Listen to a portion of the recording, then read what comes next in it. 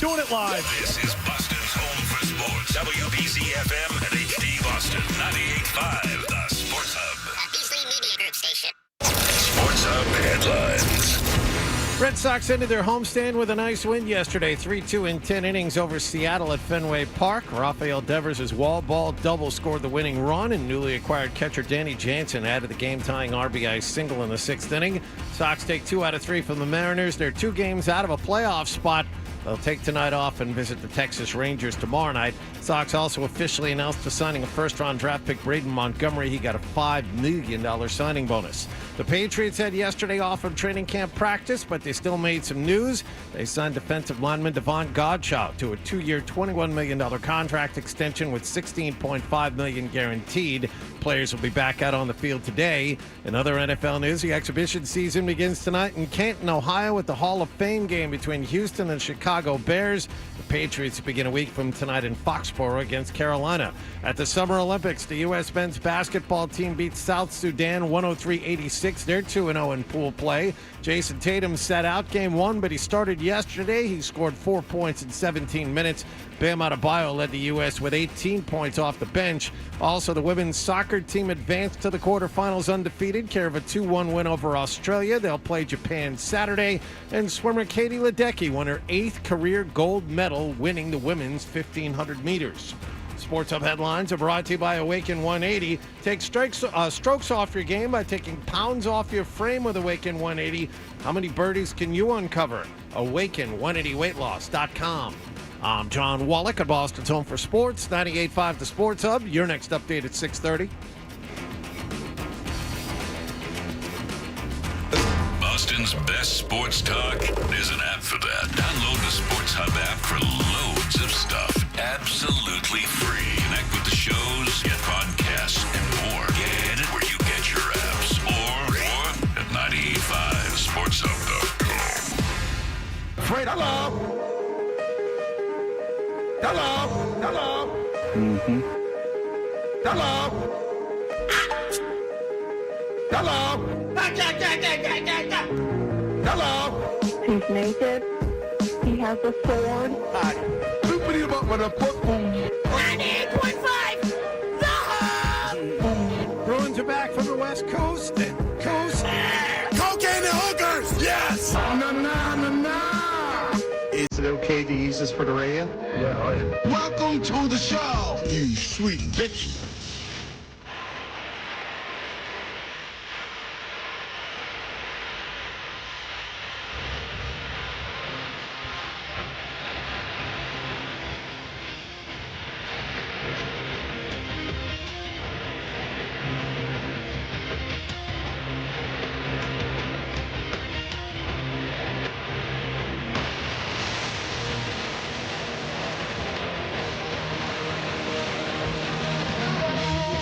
Hey, good morning, everybody. Good morning.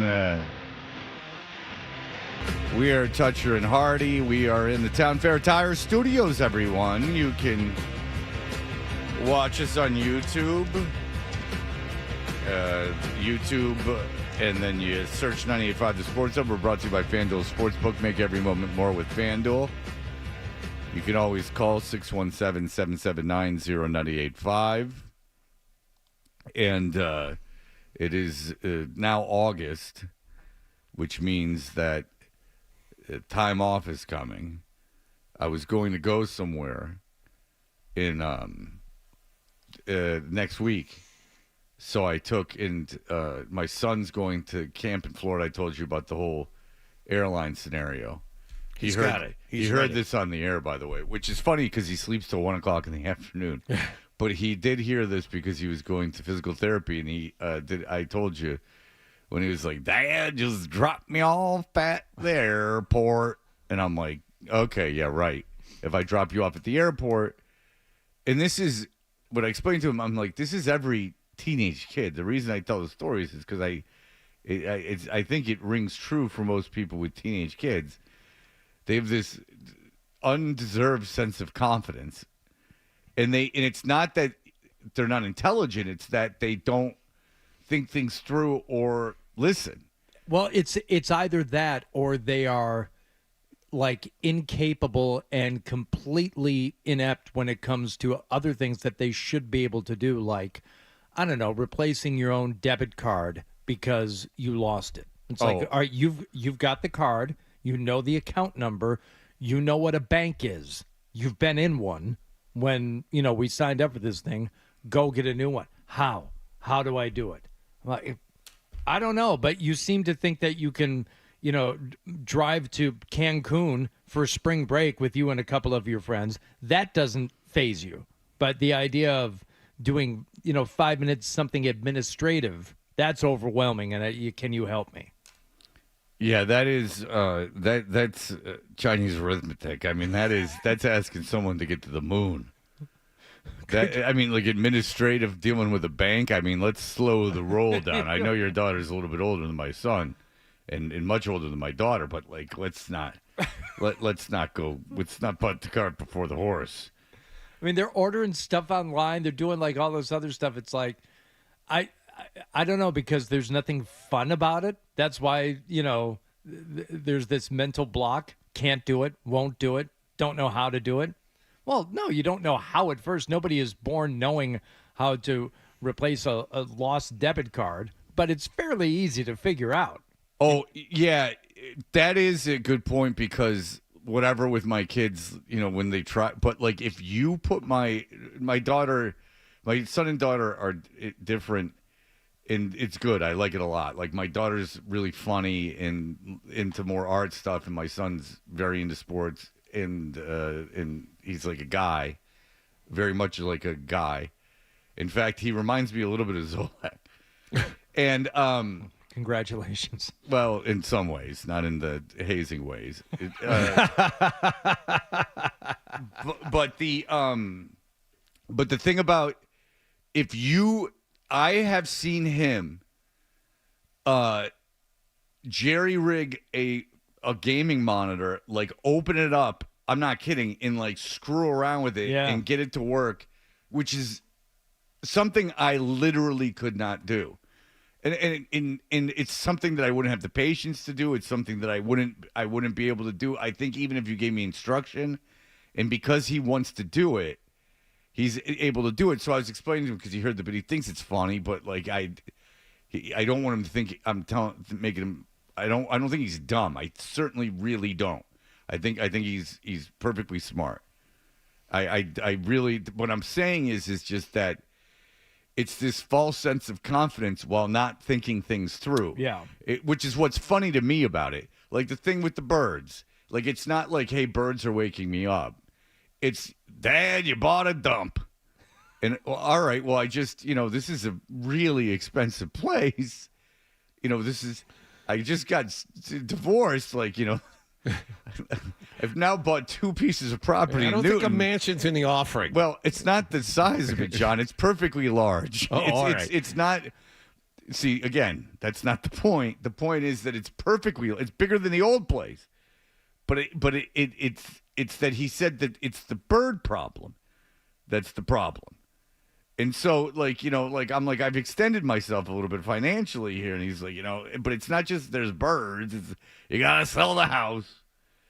So, first of all, for my own melancholy, like finally sending the boy off to, on a plane by himself to Florida, I realize some of you have probably sent your kids off at much younger ages than 16.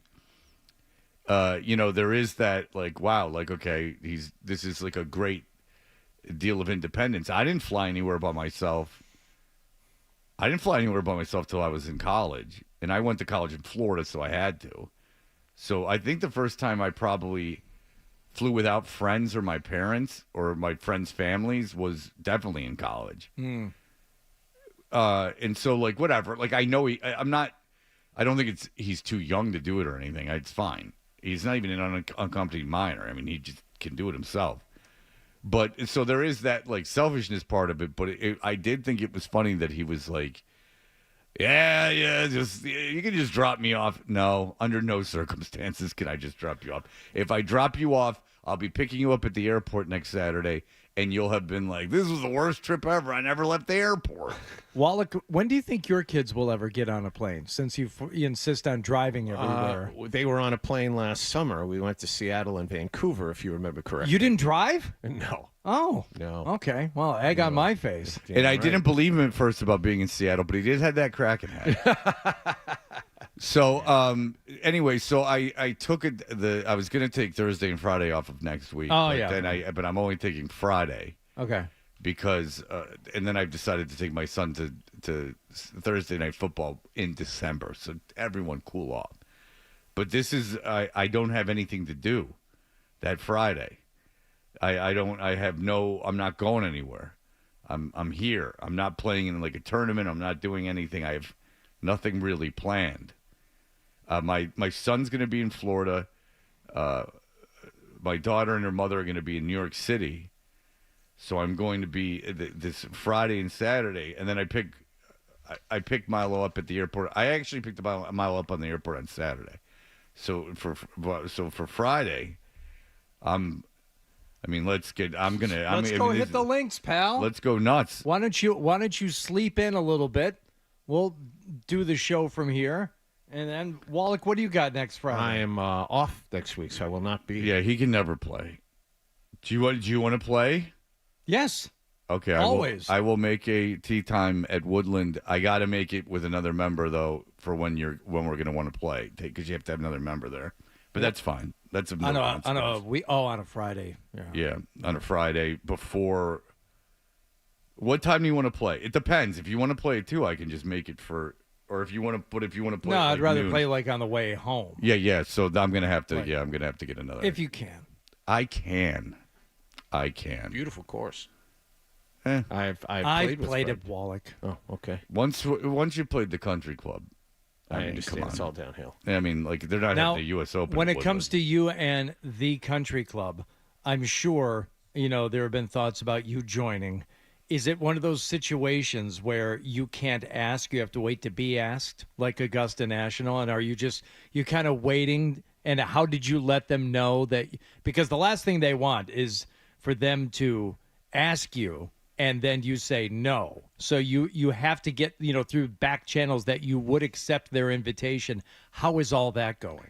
Two things. If you think I can afford to belong to two country clubs, you must really hate me if you think that kind of money, because that is not the case. And second of all, if you think the country club would let me in. Oh, Fred, you two are made for each other. No, you know what I like? The people that love me at the country club are the guys in the caddy shack and the people that work there. They love the show. Now, I shouldn't say they love me. They love the show. They very, very, very fond of the show. And that's not BS. They were saying it not even around me. They were saying it to my friend. Because they looked at the tee sheet and said that they saw me on it. And then they said, and they kept bugging my friend. That's what I like. Man of the people. Right.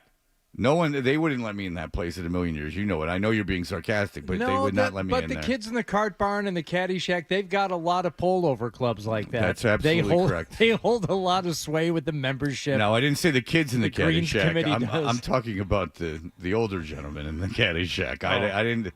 Let's not go crazy and say there's a bunch of kids that listen to the show. I've known two guys, one of whom I still think still does caddies at the country club on the weekends. Yeah, you told me that. Yeah, for the express purpose of being able to play the club on Mondays when caddies are allowed to go play. That seems like a lot of effort. Why does he just make friends with someone who's there? I don't know. I mean, that seems like it would be a lot easier. Just hang around and, act like because that doesn't always. Dennis in that episode of Sunny in Philadelphia when he starts whoring himself out at the country club. Yeah. Find yourself a gilf, some old lady with some money. Dirty Rotten Scoundrels in it. Well, you just mentioned it. It's money. And I think, for like a weekend job for, a guy that doesn't have kids and like something to do, he probably makes some decent extra coin. But how old is he? 40s. Yeah, because listen, then he might be in phenomenal shape because I just wouldn't want to lug 2 bags around that thing in the summer at my age. I wouldn't have wanted to do it when I was a kid. I never caddied. I never was around golf. I never First time I'd ever been to a country club was Detroit Country Club when my friend Jay belonged there, and they only had a pool membership, which was not expensive at the time. If you don't know this, John, the Detroit Country Club, it's nice now. I mean, it was always nice. Mm-hmm. They used to have, they've had events there and stuff, like real golf, like PGA golf tournaments and stuff. But the maybe not PGA, but I think they have had PGA golf tournaments there. But the thing about the Detroit Golf Club is that it's nice, and now it's not in a bad area because everything's changed. But the first time or maybe the only time my father played it, say it was like 1982, they had chain dogs around the course. They had guard dogs at night around the course. That was the only way they could keep people from like shooting up and falling asleep on the course. Oh my gosh. So they literally had guard dogs on the course at trained guard dogs on the course at the Detroit Country Club. Which makes sense. Now, is this the Detroit Golf Club or the Country Club of Detroit? It's the one that's like right next to Ferndale. It's like right on the border. It's by all those old. It's by like where all the Henry Ford lived and stuff. Like it's all those old German mansions. Okay, I think that's Detroit Golf Club, the one where they have the Detroit Rocket Golf Mortgage Club. now. Yeah. Yeah, okay. Yeah. And that's because my friend's ex-wife moved there. No. She moved into one of those giant, like where the president of Ford lived in like 1940. Yeah. Like she moved into one of those huge mansions. She had a lot of family money. I caddy when I was a kid, and I think that's one of the reasons why I never joined a club until like 5 or 6 years ago, because I was so put off by the atmosphere and really the treatment of me and the other young caddies by the awful, sadistic, satanic college. He may have even been in high school, but he, like any adult over the age of, like 16 when you're 12, they could be 30. I don't know. But the kid was probably in college. The caddy master was such an unbelievable prick. Give me an example. Like, he was so awful. Like, you're making no money. You're making less than minimum wage because you're working for the Loop, really. Mm-hmm. You're just making whatever I was making. It's some insanely low amount. But I remember going there to pick up my first check when it was supposed to be ready on Saturday morning. And my mom drove me over there, and I went in and I said, "Hey, I'm here to pick up my check." And it was going to be for like $12. Mm-hmm. That's what the check was. The guy's like, "They're not ready." And I'm like, "Oh, okay. Well, do you know when they'll be ready? Because you got to ride over here just to do it." And he goes, "Well, the longer I have to stand here talking to you, the longer it's going to take me." I'm like, "Okay." I mean, I'm 12 years old and tiny. Like, I could have passed for 10. Yeah. So I go out and I tell my mom that, and she's like, "Jesus." So we drive around. It was at the Birmingham Country Club, so it wasn't like next door from where I grew up, Fred. You know how it was. I mean, next town over, but it was like a 20-minute drive to get over there. Go back later that afternoon. The check's ready. The guy's like, "No." I'm like, my mom drove me over here again. What am I going to do? And it took another guy who was like laughing. He goes, "I'll go get it for you." But they would just be dicks. I showed up at 6 o'clock in the morning to be like first out so I could, get a bag and go make $10, for working for 4 hours, carrying this bag around that weighed more than I did. And I sat there for like a couple hours, and golfers are coming and going and coming and going. The guy's like, "You didn't sign up on the sheet." I'm like, "Well, you saw me sitting on this bench, in this crappy, spidery, mildewy caddy shack here, and he just thought I was sitting there hanging out." God, he was awful. And some of the members weren't much better, so it just turned me off to the whole idea for years and years and years, until I was like, "Oh, well, maybe that's really more of my problem," dealing with these, handful of people way back in the day than what it's really like now, because it's nothing like that now. Well, no, nothing is Good the way luck it was. finding a place that actually has caddies. Yeah. There's only a few. Yeah. You know what I realized, and I'll do it in 30 seconds, is that I'm starting to realize the difference between generations, and not one isn't better than the other. But the generation before Generation X were like dicks, like conservative dicks that were real, like stringent. Yeah.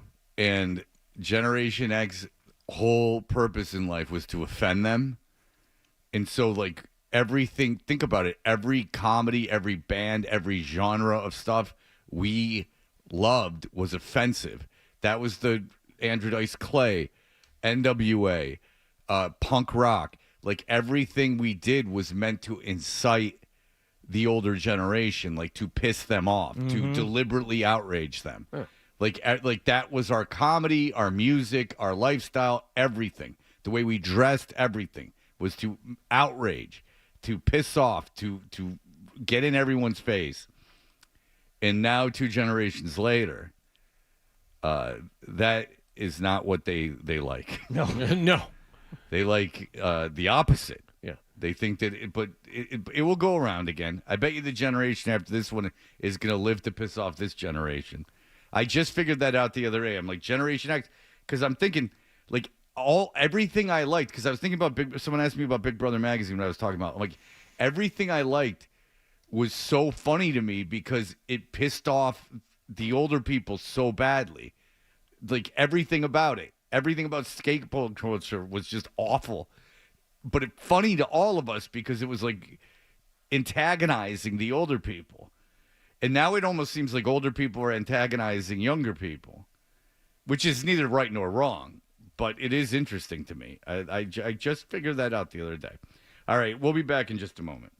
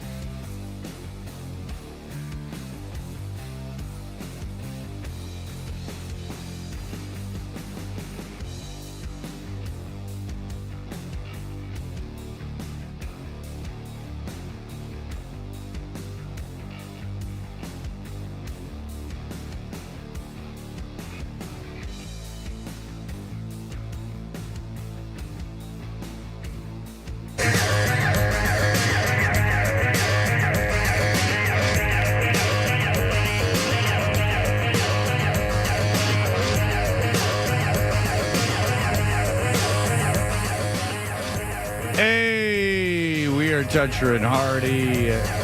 Hardy, what happened last evening? Oh, your Red Sox, your precious Boston Red Sox had the Seattle Mariners in town. Wallach, you were there on Monday night. I was watching the game last night by myself, believe it or not. No one else in the house interested in watching the game with me yesterday afternoon.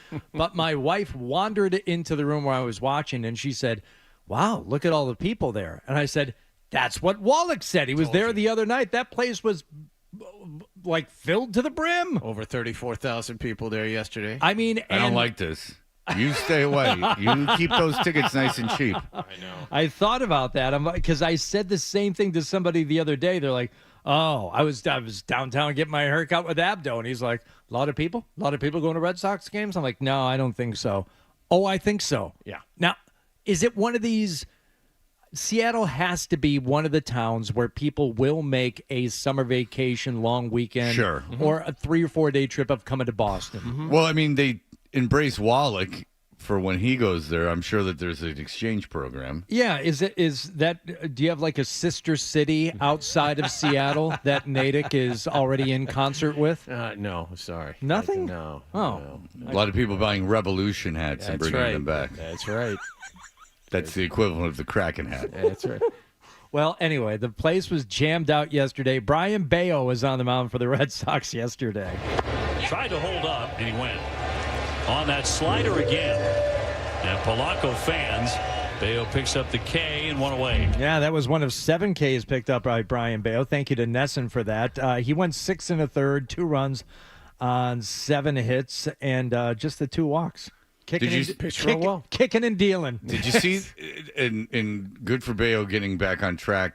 Not very disappointing this year. But did you see the lineup the Mariners trotted out yesterday on the getaway day? On the getaway day, Yeah. the highest average, ladies and gentlemen, is 286. This team does not hit. They're in the bottom 5 of the majors in most offensive categories. The pitching, however, is in the top 5. Which is their starting pitching is insane. Yeah. And but I mean, there's a guy hitting 168, a guy hitting 200, a guy hitting 208, a guy hitting 215, a guy hitting 210, a guy hitting 217, which is a Rosarena who they just traded for.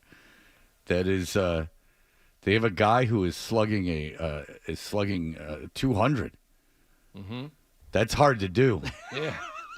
Like slugging 200 is legit hard to do. Keep a job in Major League Baseball. Yeah. Well, they have their catcher that they started yesterday, who I'm sure is not their everyday catcher. So I'm not, completely dismissing. I mean, the teams could be or should be a playoff team. Their catcher was 0 for 5 with 2 strikeouts. He's hitting a solid 168. Yeah. I believe, if I'm reading this right, the highest batting average in their starting lineup was Justin Turner, who they just got. Right.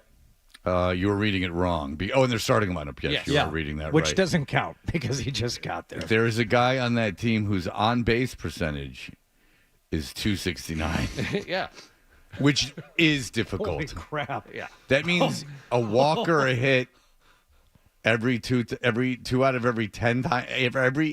Basically, You could never just short of 8 times out of every 10, you're not getting on base. I was going to say you could never swing the bat for probably 4 or 5 games and get close to that, and just get walked enough times to get that kind of on base. Yeah, Wow. absolutely. All right. So anyway, tight game. Sox trailing 2-1 in the 6th when one of the new guys, catcher Danny Jansen, came to the plate. Ground ball right side through for a base hit. Smith will round. Here he comes. No throw to the plate, and the Red Sox have tied it. Danny Jansen. Yes, the equalizer in the 6th inning, 2-2, and it would stay that way. Call me through when 9. there's a ding-dong. Okay, all right. Well, I'm not going to call you then. No, But I there's got no something close. ding-dongs. I got something close. 10th inning. You know who. Swinging a fly ball left center field. Well hit.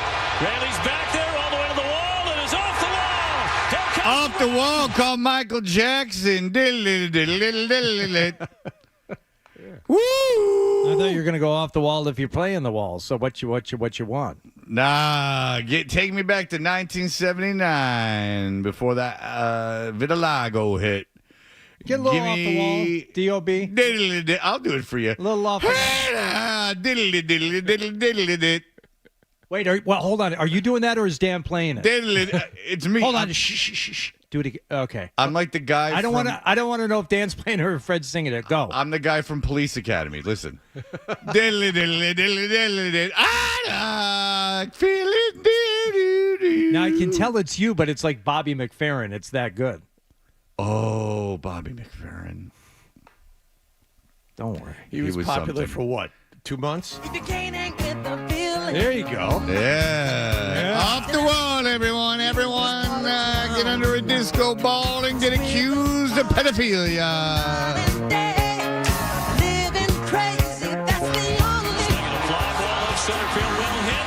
Raley's back there all the way to the wall, and is off the wall. Yeah. Comes the run. Here comes O'Neal.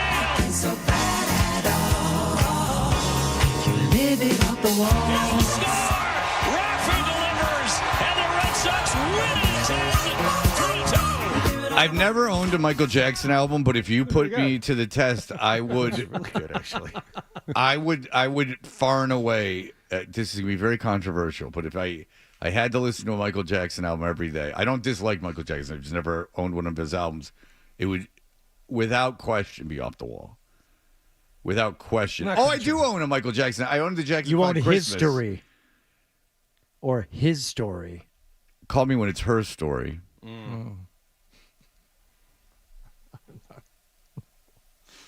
Do you want it? That's not not that good. No, But no, I no. want one called You Go Girl.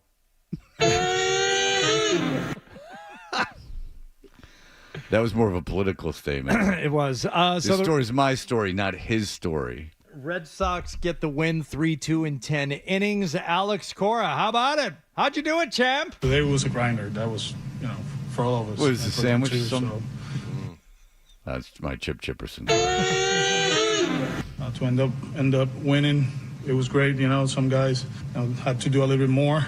Zach was great in that in the extra inning after what happened last night. So I just keep fighting, keep going. Hey, that's like in the movie when they say the title. He just said what happened last night. That's right.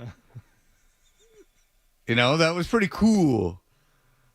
This presents a clear and present danger to the United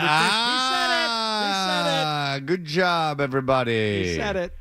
So the Red Sox now sit just 2 games out of the wild card race. Interesting little road trip coming up starting tomorrow night with first of 3 against the Rangers and then 2, Kansas City. Big game. Big 3-game Big set. Well, they won the 3-game series set. against Mariners in all seriousness, and that was a big series. And then they should take the series against Texas, you would hope. Yeah. And then a very, very, very important Kansas City series, almost a playoff-type atmosphere. But then they have Houston right after that, too. And when that's very important, too. Very We big talked about six-game that. stretch. We talked about how the Mariners, because the Mariners are a game and a half behind Boston, but, that series goes the other way. I'm just doing basic math.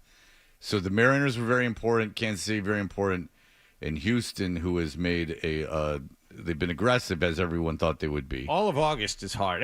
I saw the stat where the Red Sox had the toughest schedule in Major League Baseball post All-Star break, but it lines up. They have Baltimore, Houston, Arizona's been really good lately, so they play Arizona too.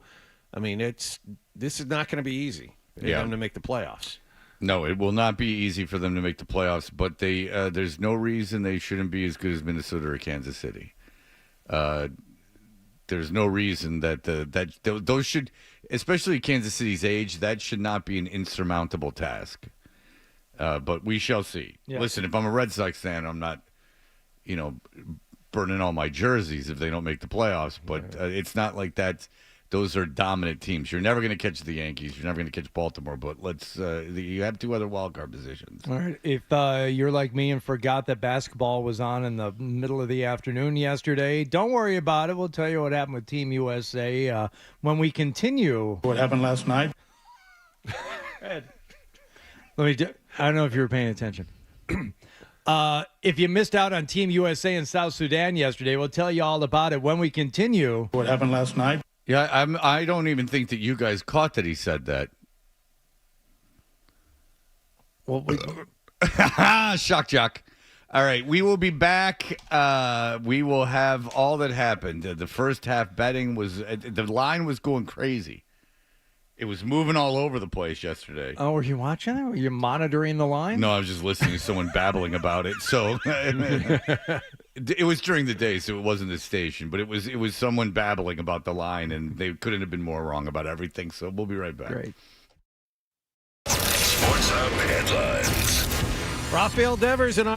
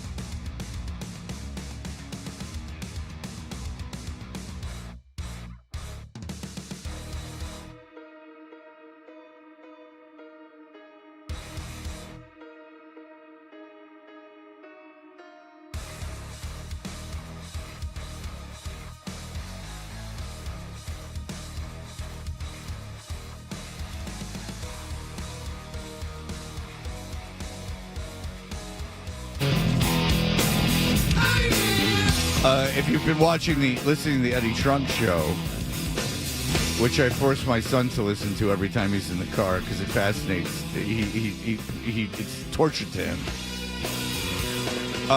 There was a debate. I'll ask you guys a question. It will take 10 seconds.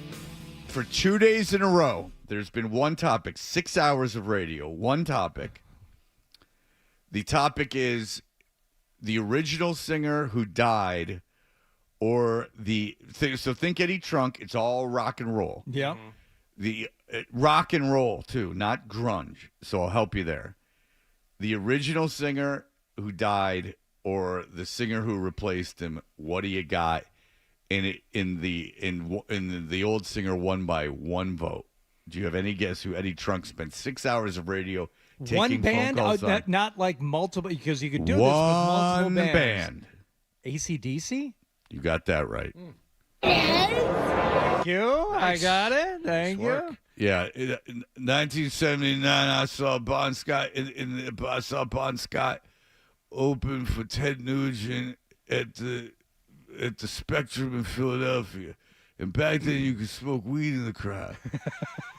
And I was there to see my boy Ted. I didn't know nothing about ACDC, but that little guitar player came out, I got shoulders. It was rock and roll. And then this guy called and he goes like, Bon Scott, man, he was glam. And then Eddie did not like that. He said, nah, he looked like a guy that would like change your oil, and he'd be like, you know what I mean? Well, it's all Mingles. So it's all Mark Mingles from the old station. I think Adam 12's dad, Cliffy. I believe Cliffy is the one who refuses to acknowledge post Bon Scott AC/DC. So Back in Black, nope, crap. Oh, all bad. Which is odd because Back in Black is so by far their best album. It's like one of the seminal rock and roll albums of all time. And I don't go by album sales, but I mean it's like probably one of the top 10 selling albums of all time. And that was the one after Bon Scott died. They got famous specifically because Bon Scott died and Brian Johnson replaced him. And Bon Scott, I understand people like him. He was incredibly ugly. And also a terrible, terrible singer, in my opinion, Bon Scott. He did Big Balls. My balls are bouncing to the left and to the right is my belief that my big balls should be held every night. When I got the BCN in 2006, we were playing Big Balls. Yeah. Unironically playing the song Big Balls. Here's a rock song. Were you scheduling it then, Dan? Were you already there? That was in heavy rotation. Oh man. Mm-hmm. Oh. I got the biggest balls of them all. Get it? Get it? Oh no, I get it. Yeah, sorry. Testicles. Got it. All right. Olympic basketball. And the U.S. were facing off against the team that gave them a bit of a scare in one of the run-up games, South Sudan. How would they overcome the team that, as I said, gave them all they could handle? Well, they did it once again with their bench players and with, I don't know, one of the 4 or 5 superstars that they have on the team. Durant. Bounce in. Davis! Skyscraper! Big-time flush from Davis. And a timeout from South Sudan. Oh, they had all they could take at that point. Yes, Fred? Can I ask you guys a question? Mm-hmm. And I don't know your knowledge of the Olympic men's basketball. Oh, I thought you were going to say South Sudan. I'm very familiar. Well, that line was really high. It was like 28 or something, and then it went way down. And because I guess people started betting heavily because South Sudan played them well in the whatever exhibition. They lost by 1. Yeah. But my question is, has anyone who played for the United States, because obviously if you played for the United States, it's an opportunity to get yourself on a huge stage and really improve your brand. Is there a player in the history of the United States who's hurt their brand besides Joel Embiid? Joel Embiid is really, and they rushed him. If you don't know the story, Joel Embiid's obviously not a U.S. citizen. Well, I guess not obviously. He's not a U.S. citizen, but they rushed him apparently a passport to get him to be able to, a U.S. passport to travel as a U.S. A member of the U.S. to get to to be able to participate in the Olympic Games. He could have played for France, which is why he's getting booed all the time. Mm-hmm. And he could have played. I'm not positive what part of Africa, Cameroon, that he could play for. Great, he's on the United States, but they like forced him on the team. Like so, this and he has been atrocious. In fact, didn't play yesterday. Did not play yesterday. This was the starting center for the previous 6 games this team played. Did not, and they asked Kerr about it afterwards. He said, matchups, like the excuse for Tatum, matchups, we thought South Sudan gave us a little bit of a speed problem. I'm paraphrasing. So South Sudan, because they were quick, that meant Joel Embiid could not play. So let's think about that for a second.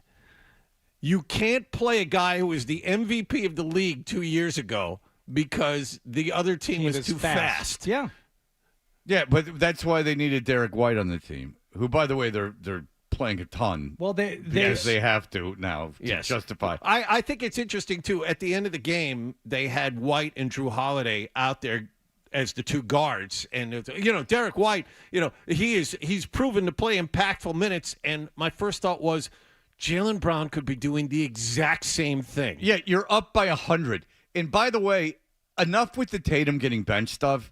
It was curious and interesting enough for a fleeting thought. Okay, but if you're talking about players whose brand, let's say brand isn't being enhanced by the Olympics, okay? I would put Tatum in that group. Sure. Because he did play last night 17 minutes, the fewest minutes of any starter, and he only had 4 points. Okay, but there's a difference between that and being a liability on the team. Like anyone who's watched not a liability. any of these 6 games realizes that Embiid does not belong out there. No, Embiid, he's unlike any other player on that team. Like Tatum is not a hindrance to the team. Like Tatum might not be putting up a lot of points, but it's again a game they won very, very easily. If you watch when Embiid is out there, the offense stops. Yeah, when he gets the it's like a basketball. problem. And also the excuse they're making for him is he might be hurt. And to that I would say, why the hell get is off, he out there? Yeah, why are you on this team? There are plenty of other people that can take his place that are big men. Yeah, I would just say the difference between world basketball and international basketball and the NBA, because yeah, it hasn't been a good look for him, but how many teams in the NBA would take Embiid for the start of next season? I'm just saying no. I'm not saying his value in the NBA. I'm talking about as a marketing tool. This has been very bad for him because a lot of discussion after every game is how bad Embiid is. It has been since the exhibition season. And so the whole notion of like Tatum didn't play in a game, get out of here. Who cares? You got a bigger issue. You got 3. First of all, you got 3 Celtics on it, so shut up, Celtics fans. And second of all, the big problem is not putting Jaylen Brown on it and putting Derek White on it. That's the big problem. But yeah, you want bigger guys that can stretch the floor and defend, and that's exactly what Jaylen Brown is. And you replaced him with a guy on the same team who's 4 inches shorter and not as effective as he would be in this team. Who was the best player on the floor last night or yesterday? Bam Adebayo. Bam Adebayo. Right? Bam Adebayo. Anthony Davis. Those are the guys that are LeBron James. Those are the guys that are the most important for this team. And I heard an argument like, you mean to tell me that Anthony Edwards should play in front of Jason Tatum? That's an insult to Jason Tatum. Oh, shut up. The difference, Anthony Edwards, Jason Tatum. What are you talking about? That's ridiculous. That's like it's not Derek Edwards played it. Derek Edwards, Derek White played it in front of Jason Tatum. Anthony Edwards is a superstar too. Anthony Edwards, Jason Tatum. In terms of skill level, they're both between 5 and 10 on the best player in the league. So and shut up with that. Yeah. That's nonsense. The 2 players that aren't stars on this team are White and Holiday. And Holiday, I know why he's on the team. That's another thing. You watch, you understand why Drew Holiday's out. Oh, I get why Holiday's on the team. Holiday's a very effective player. Holiday is a reason that the Celtics won the championship. Very calming influence for everybody out there, yes. So, Wallach, what's the format for this thing going forward? Because I thought they had to play and win 6 games to win the gold medal, but it's 80. They do. Yeah. It's like the way it works. It's like soccer. You have group play, and then the top 2 teams out of each group advance out of there, plus the next two best records to give you the quarterfinals. So they're in the quarterfinals Yes. for next week, but they've only played 2 games. So Right. if they win the quarterfinal, that's 3. That Well, puts, no, they have one game against Puerto Rico still to play. That's a third win. Oh, okay. And then they win quarterfinals, semifinals, finals. That's 6. But if they lose to Puerto Rico, which they won't, they would still be in the quarterfinals. Correct. They could lose to the Puerto seed Rico. the seed wouldn't be nearly as good, and they won't lose to Puerto Rico. Okay. They have in the past, haven't they? Yeah, but the Puerto Rican team, if you take a look, they're not good. Yeah, because they don't have Gerardo on it. Alvarado? No, Rico. Oh, Gerardo. Yeah, Gerardo. I call him Gerardo because I get like that. That just shows my ignorance. I thought he was from Mexico, but you're saying Puerto Rico. Rico Suave? Yeah, because he says Rico. Ave la Rico. Suave. What movie was he in? Oh, I don't know. Can't Buy Me Love. He was? Yep. He was not bad. What role did he play? Was he like high school handsome guy number 2? What was he? Yes. Suave. He there was a Latin American woman that was one of the girls that the guy dated that paid for the telescope. Oh. He's Ecuadorian. I Ecuadorian. apologize. Oh. I mean, those abs though, you can't Can't deny those. You can't get mad at me for not knowing exactly where he's from. He's from Abbeville, USA.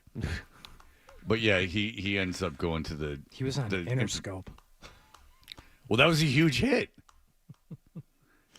And I could tell you a fact about him after this, that like after this song was released, that what he had to do for a living, but I won't do it because you're going to think that I'm lying and I could get accused of being racist. Oh. But you can Google it yourself. Okay. Okay? Sure. All right, very good. He became a Christian pastor at some point. Well, That's before this, right? No, Yeah. that's before the Christian pastor thing. Yeah. Oh, all right. All right, very good. Zach, we can take your call when we get back. We'll be back in just a moment. You're listening.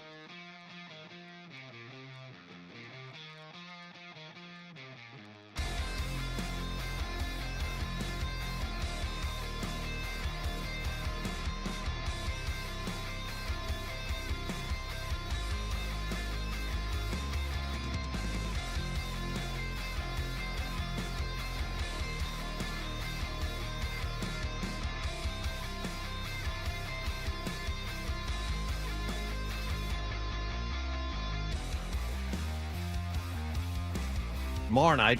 In football news, the Patriots had yesterday off from training camp practice, but they're back at it today at 11 a.m. behind Gillette Stadium.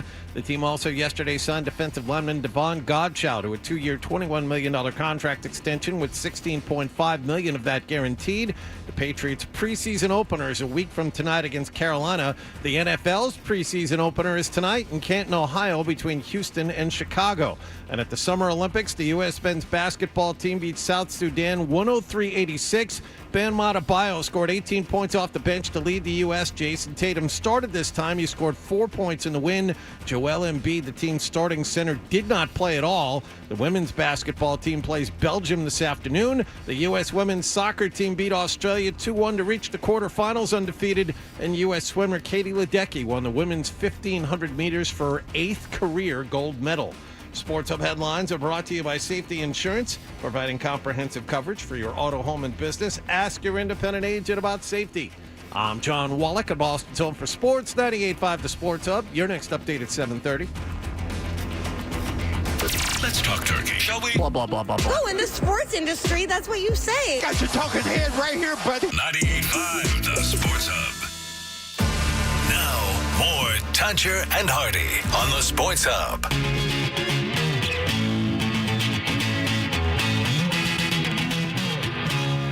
Hey, everybody. We are Toucher and Hardy, and we are brought to you by FanDuel Sportsbook. Make every moment more with FanDuel. You can watch us on YouTube. Simply go to YouTube and search 98.5 The Sports Hub. The Olympics are going on. 617-779-0985. Zach, go ahead, Zach. Hey, guys. Good morning. Hey, good I just morning. want to complain about the 3v3 basketball. What a joke. USA failing to get in it 3 years ago at Tokyo, and you look at the team now, why the hell is Jimmer playing? Why don't we have professionals on the team? The women, they lost to Azerbaijan. Who the hell is on Azerbaijan? What? That's Azerbaijan? Exactly. Who cares? They suck. Well, I will let you know that Kevin Azerbaijan's Durant. pretty good, though. Don't sleep on Azerbaijan. I am sleeping off. They're crap. Germany, I understand. Aspartame Germany, is not a hemorrhoid cream. You're telling me it is a country. Now, did you watch? Zach? Did you actually watch the 3-on-3 basketball? Yeah, I came home from work, working a hard day as a plumber. Oh, nice. All right, let me sit down in my new apartment and watch the men's game at 4:30. What a waste of time. Yeah. What a waste. No, I swear. They miss every shot. They don't know what they're doing. They don't know how to play defense. I'll tell you. The Serbian team, they put their hands all over them. They shoving them. USA's crap. Bunch of white boys out there. Well, they are certainly white. And I will tell you this. Jimmer Fredette, who could have called that he'd be bad at something? I mean, since BYU, he has been nothing but a complete failure. So is there some kind of like an agreement with the IOC and the countries that they're only going to put amateurs or semi-professionals in the 3-on-3 matchup? Oh, I don't think that you could get I NBA players. I don't think to do there's that. an agreement. I think the NBA players are like, I'm good. If I'm not on the U.S. Olympic team, I'm not playing fake basketball. No, I'm good. Yeah, I don't know why they didn't ask Scalabrine to play. He would have done it in 10 seconds. How about Scal and Jaylen Brown? And that would be something. Jalen's probably, all right, I'm getting my gold medal this way. Kelly Olynyk. Yeah. No, Kelly Olynyk's actually playing for a team. It's on Team Canada. Right. All right. So here's the deal, is that speaking of losers, there is a tour that came yesterday to town, and it is Loserville 2024. It is Limp Bizkit. Nice pronunciation, Fred. Limp Bizkit. Bizkit. Bones, N8, No Face, Nate No Face. Riff Raff is the guy who's oddly friends with Simon Rex, who used to be on MTV. But Riff Raff is a guy who's emceeing it, and Corey Feldman's on it. We've discussed this before, is that Limp Bizkit, in my opinion, now everyone who's listened to the show for a long time knows in Atlanta when I did nights, I was supposed to play like that new metal stuff, and I begrudgingly did, but I always refused to play Limp Bizkit. I wouldn't play it. I knew that everyone was going to be embarrassed that they had listened to it when it comes out. So I'm just curious, Fred, because especially in that time in radio, and maybe even now for all I know, the number of spins that a new record gets is huge. And program directors will promise record labels, yeah, we'll spin it 25 times next week or 30 times next week and blah, blah, blah. So they were scheduling that song for you to play at night. And you just didn't play it? And I wouldn't play it. And did you ever get in trouble for that? No, I never got in trouble. They were really cool at 99X at first. Like, they put me on, and then all of a sudden, like, things started taking off real quick. And I started getting, like, radio was so much different. When I started getting, like, a lot of notoriety, and I got offered a job at MTV, and that changed everything, because when I got offered the job at MTV, which was for $30,000 to live in New York City, the station panicked because they didn't know it was for $30,000, and they thought it was a real job. They thought it was a real job because, you know, it being TV and all, and they just kind of like were like, you can do whatever you want, and then we're going to give you the morning show in like a year. So like everything, I was working as a secretary in the programming department, filling in here and there, doing weekend board hopping shifts, got the night job, and then within 2 months, things started fast tracking, like really going real fast. So I had a lot of leeway. I mean, I played like Minor Threat, and I played songs with swears in them. I was doing a lot of dumb stuff. But Limp Bizkit, at the time, reaped all the rewards for doing what they were doing, and none of it was ironic. No. They were serious musicians. They were up there doing their songs, and they weren't doing them tongue-in-cheek or sarcastically or anything else. There is a video that is of Limp Bizkit. I believe it's 1999, and they're in Boston, Massachusetts, and they're about to play a secret show by Fenway on a roof, and it's following the band around, and WAAF is supposed to have the announcement. They've done an interview on WAAF, and then kablowie, they find out while they're in the car that WBCN has broken the news where the concert was going to be, because the label obviously panicked and told them. And so, and then there's like, and so when the Limp Bizkit goes to play, there's cops there, and they thankfully break up the show. And but what Limp Bizkit is doing now is that they're calling it the Loserville Tour. And Fred Durst is dressing like a silly goose and pretending like it was all a big joke. And in my content, you can't do that. You can't, for 20 years, reap the rewards in millions, and all the women you had sex with that you told you were cool to, and now you can't act like it was all a big joke. However, this isn't about Limp Bizkit. No, who, by the way, opened and closed their set last night with Break Stuff. Hallmark songs in between of 5? a great band. No, they did 15 songs last night, or 13. Right. You know, Break Stuff, you know, it doesn't count, or 14 because they played it twice. You know that you and I have had this discussion. We both mutually know someone who has claimed that Break Stuff has a great riff.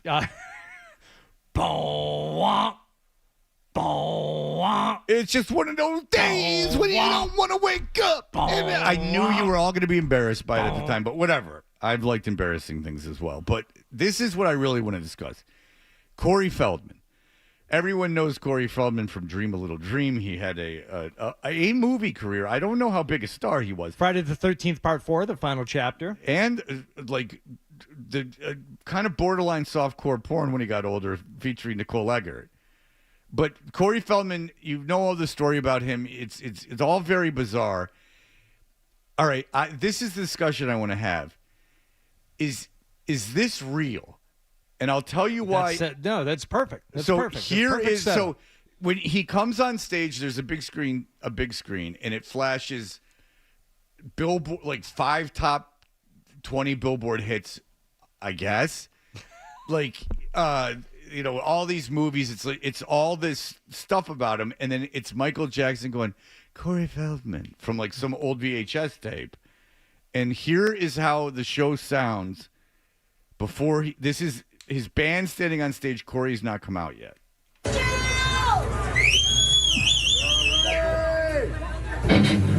Here he comes, the comeback king. Here he comes, the comeback king. All right, they're not sound checking. This is how the show starts. The band has arrived. The show has begun. The show has begun. This is unedited, and you can go to YouTube and find it. This is how they open every show. Mike pulled this. I don't even know what show it was, but this is how they open the show.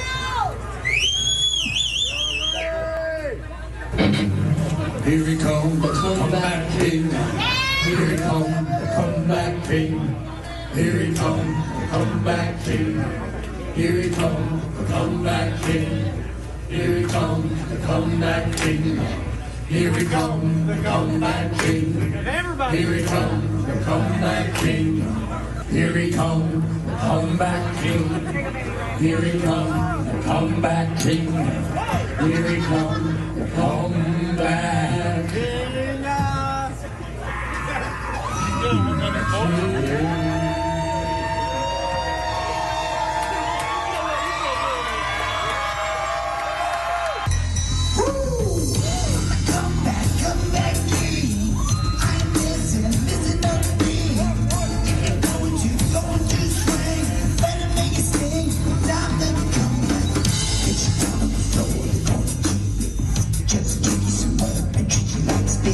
Okay, so it's objectively awful, right? Like it's really bad. Empirically, yes. Like there's no debating it's awful. No one likes it. Okay, it's terrible. The people singing even at the beginning are terrible.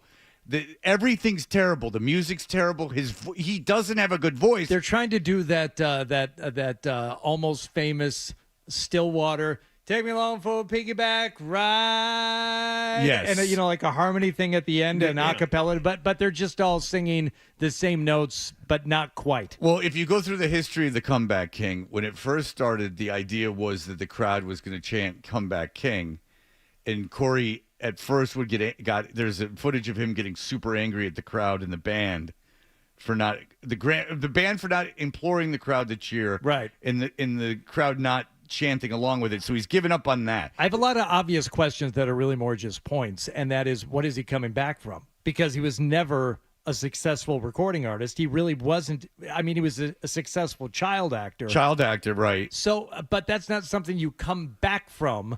So in order to be the comeback king, you have to have first had success, which I would argue he has not, at least as an adult. So the question is this real? And I contend it is. Now, I know why he's on the Limp Bizkit thing, and it's all ironic and everything, but I don't think it's ironic to him, which now I'm questioning his mental capabilities. Because you could go like he's in on it, and this is the Loserville tour, blah, blah, blah, and Riff Raff hosts it, who's like a joke. Riff Raff's like a joke, like it's a whole parody thing. But, I know someone who saw him in Nowhere, Georgia, 25 years ago. So for a joke, I mean, he's pretty committed to this thing, and he was playing clubs with, this isn't Neil Hamburger. Like, this is a guy who's been touring around, tried to make TV shows about this. I think that this is real, and if this is real, how does this keep happening? Well, I don't know that it's real. Because this is the one thing that I can't wrap my head around.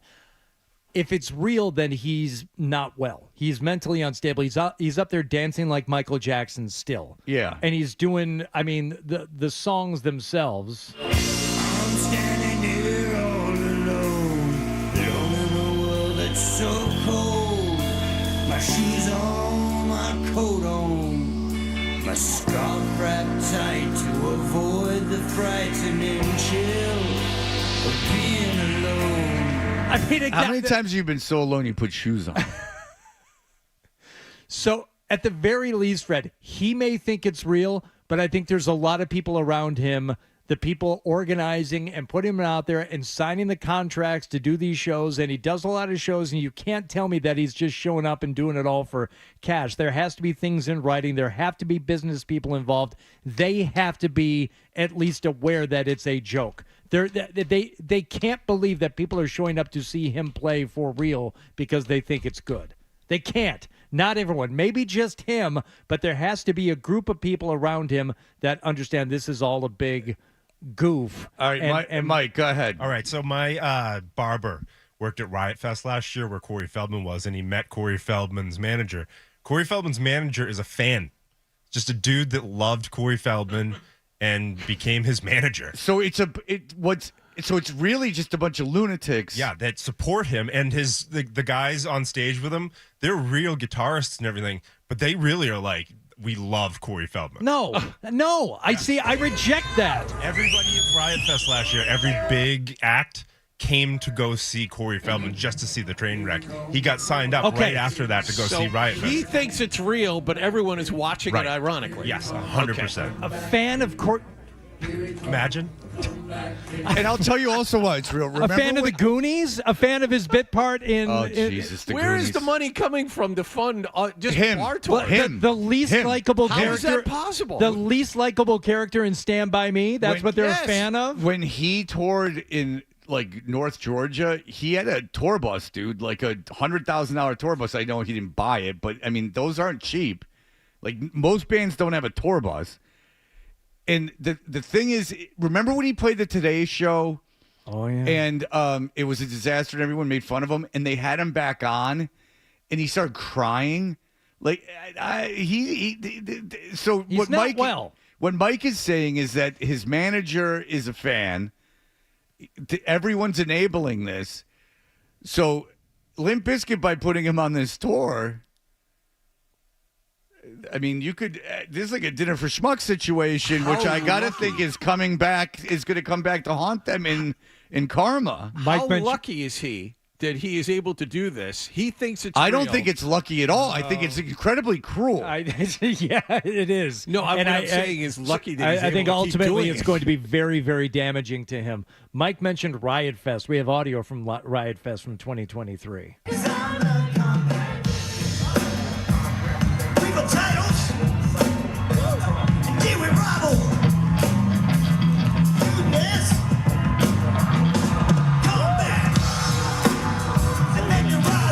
So Robert Kelly, who's a friend of the show, is on the bonfire now with Big J Okerson, and they make fun of Corey. They made fun of Corey Feldman one time, and Corey Feldman, they announced on the air they were going to the Corey Feldman show, and Corey Feldman had them blocked from the show. Like he doesn't even like being made fun of. So, is our Limp Bizkit final question? And Mike, since you know a lot about this, I'm going to ask you too.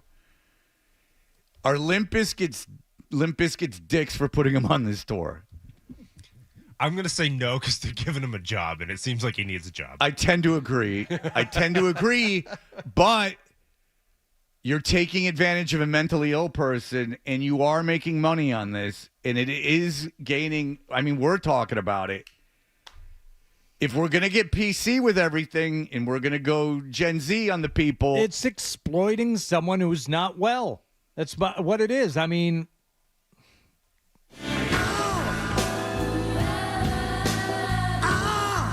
this guy is of his sound mind. I mean, he really can't sing, which is why he was on the old Stern show on WOR. I mean, this has been going on for quite some time. Oh, wait a second. Maybe we are being unfair because we've really just been listening to him sing. He is a guitarist. And there's a chance. I haven't heard him shred. All right, let me hear. Okay, and maybe this is like a Prince situation that he's a virtuoso. Okay. It's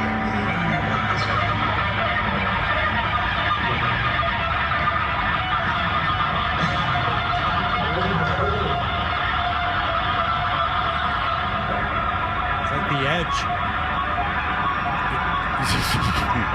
You're not wrong. Okay, if I told you this was that band Complete.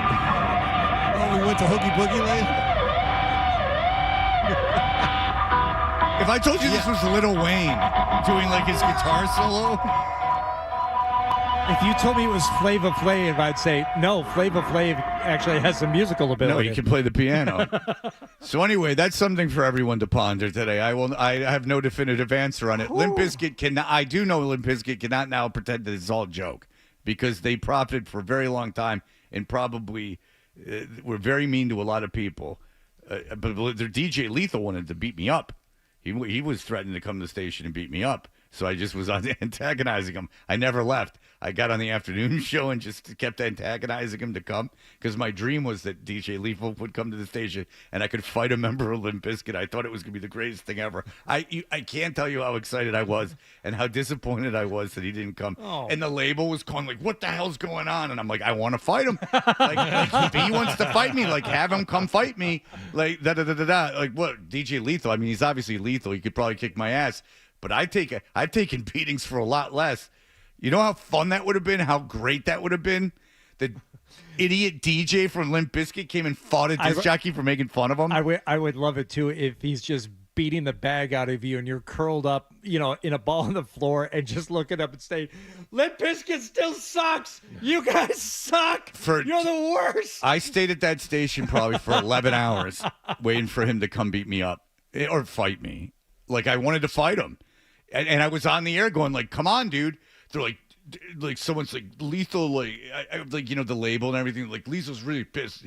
Limp Bizkit's mad. Fred Durst didn't care, but like Limp Bizkit's all mad at you. Like DJ Lethal wants to kick your ass because I was making fun of having a DJ in the band and how he's useless and they shouldn't pay him. And we still suck. Yeah. And he's like, "How about I come there and kick your ass?" And I'm like, "Good, yeah, come kick my ass, you pussy." And I was like saying it on the air to try to get him. I'm like, "DJ Lethal is a pussy. You coward. Come here. We're at the time we were in Buckhead. We're in Buckhead. Here's our address. Here's the building. I'll have an intern outside to let you in. I'll meet you wherever you want to meet me. Da da da da da da." And I just stuck around all day. I mean, I had to be in the office anyway. I was still pretty much a secretary. But I was going on all the different shows. I was having the time of my life. But then it never happened. I'm sorry you didn't get beat up by DJ Lethal. Corey Feldman. Continued success, sir. All right. We will be back. I'm the comeback king. I am missing nothing. The comeback king's got a lot of variation to it. You better make it sting, 'cause I'm the comeback king. You better make a sting, because I'm the comeback king. Sure. All right, we'll be back in just a moment.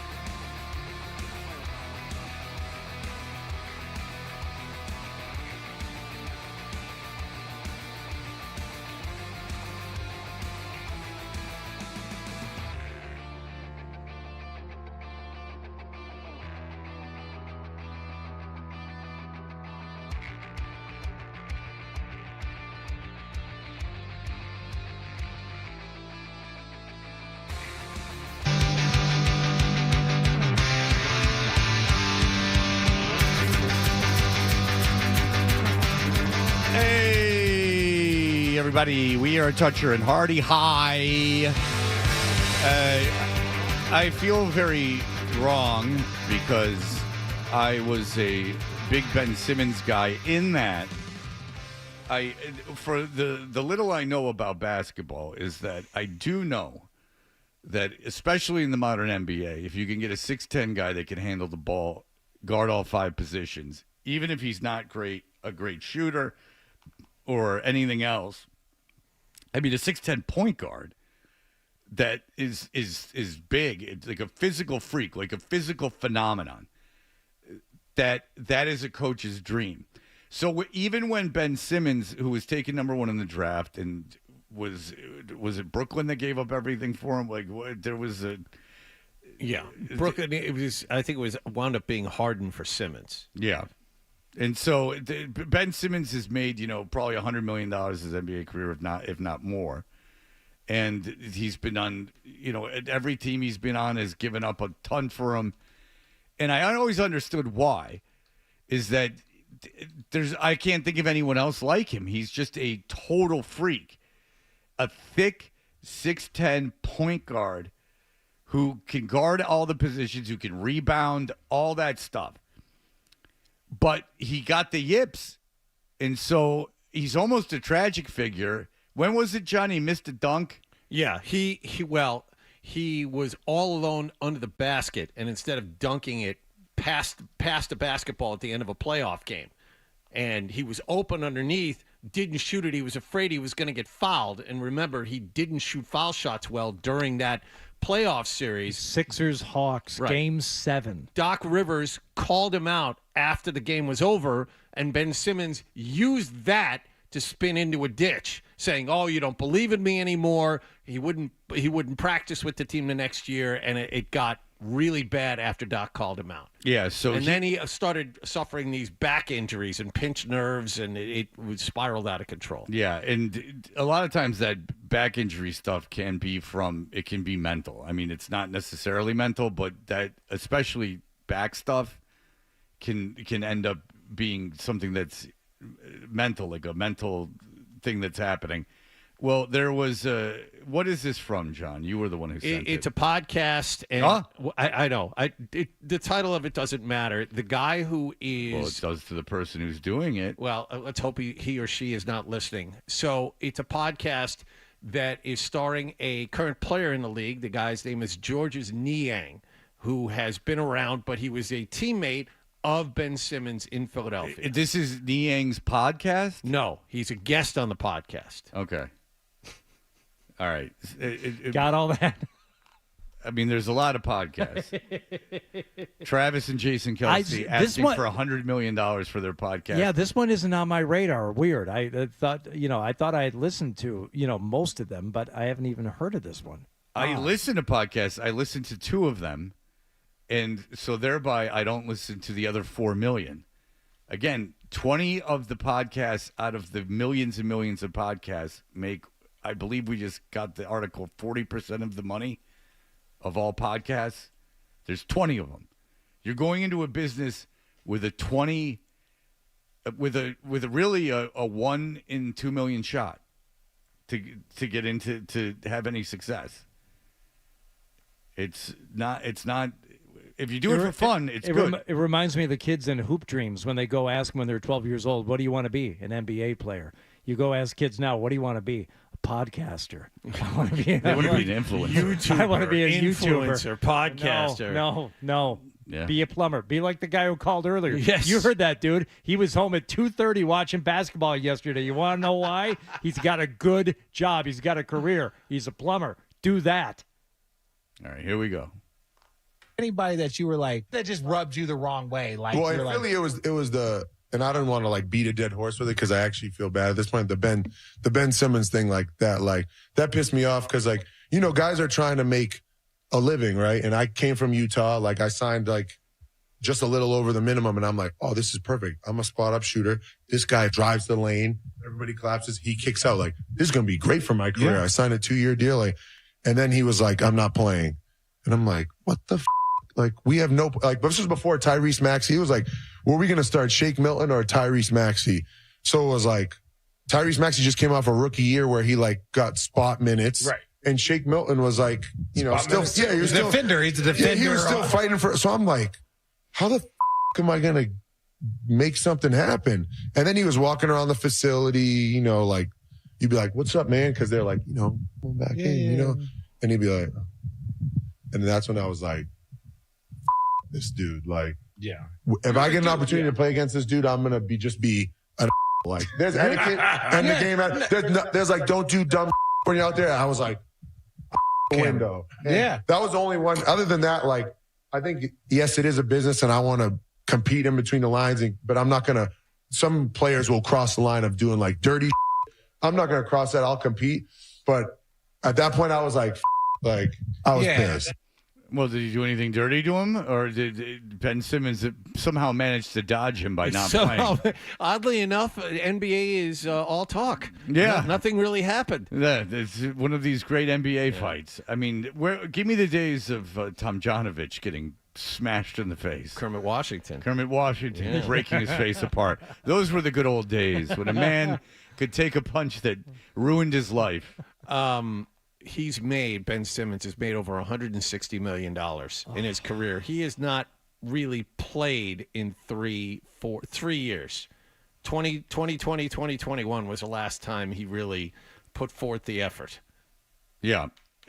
Now, do you feel sorry for him, or do you...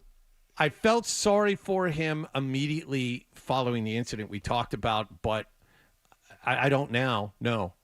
I think that there have been times, especially the crap that Niang was talking about, where he was just moping around the facility. He could have played, but he was moping around the facility, not talking to anyone. You remember there were reporters all over that story. You know, Doc and the organization did everything they could to kind of massage his ego. Come on back. We want you back. And Doc even told the media, you know, we need Ben Simmons. We'd like Ben Simmons back. And Simmons used that one incident as an excuse to quit. And his time in Brooklyn has been him sitting at the end of the bench. Whether he's injured or not, I'm sure there's some sort of back problem he's got, but I'm also pretty sure he could have played. Yeah. I don't – it just seemed like it was a Mackie Sasser thing that it just seemed, or a Chuck Knobloch thing that he just got the yips and then he couldn't make himself go out there no matter what. The back issue is interesting because, especially on plays like the wide open dunk underneath the basket and deciding to dish it off instead. Like there's something almost like, you know, we talked about it with Simone Biles, not this year, but in the previous Olympics. It's like you get like a mental block, you can't do it. You just there's something stopping you from doing it, and it's difficult to have empathy for someone who's made, you know, $100 million. And it's like, well, you could do it. Why can't you do it now? Yeah, but the thing is that as I get older, I realize that you have $100 million, but at some point you wanted to be one of the greats. Yes, of course. course. And it's all gotten taken away from you. And now your peers are saying that they hated you. Like, that's the kind of stuff you'd pay money to get away. And I really do have empathy, and I don't mean to, you know, mix the two issues, but Simone Biles has been in the news again, and people talking about how this is, you know, a great story and about how it's about mental health. I'm like, yeah, is it mental health or is it something? Yeah, if it was in her mind, you know, with like the twisties, or with Ben Simmons, is it in his mind where it's a glitch and he can't connect the synapses? Where I draw the line, though, is Simone Biles. I was told she had to be celebrated a few years ago for sitting out, and no one is celebrating Ben Simmons. I felt sorry for both of them, but that was the same thing I felt about Simone Biles, is that it's her prerogative, and I don't think anything less of her. No, nothing. For not doing it, but I don't know why it's so brave. You've trained your whole life. You've trained every day your whole life for this one event, and then you get the yips and you get scared and you can't do it. And you can't go. Which I don't blame you, because you could get hurt. Again, I don't blame her for any of this. No. But again, I don't think it was... I look at it the same way as a broken ankle. I'm like, oh, that sucks, and I feel bad for you, and I totally believe you. I don't think you're making it up. I believe that you can't go, but why do I have to watch commentators say, well, she's a champion for doing this? And also, think of your kid or you. Think if there was something in your life, an event in anything where you were set to do it and you had practiced and really wanted what was at the end. You wanted to succeed at this event, and then you got to the event and you got too scared to do it and backed out. That's not something that's going to make you feel good. Like, that's something that you're going to beat yourself up about. It's good news for Simone Biles because she was able to do it this year. Go ahead. I think there's some merit in what you guys are saying, because every summer I see highlights, videos of Ben Simmons playing pickup. Ben Simmons is not hitting jumpers. He's playing pickup basketball, and every year I see it on social media. Ben Simmons, watch out. This is the year, and it never is. So maybe he can play pickup basketball, but when the time comes and it's time for him to actually play and the lights come on, maybe it's a little different. He's got 1 year left on his contract. He's going to make $40 million this year not to play for Brooklyn. And then at the age of 28, he's going to be a free agent. But it's one of those things that, like, all the money in the world is not – you'd pay to get your reputation back, I think. Yes. That, he's got $100 million. Yeah, but if you're miserable with $100 million, money buys you things and experiences, but it can't buy you respect. If you've lost all the respect and you've lost your dream. You got $100 million, go celebrate. Yeah, but no one is celebrating me. Yeah, if you feel like crap, $100 million to celebrate is not going to make the celebration. I mean, you could have the world's greatest party with the coolest guests and all these girls that were into you, and it would be fun for a week? No. Month? Day. Wow.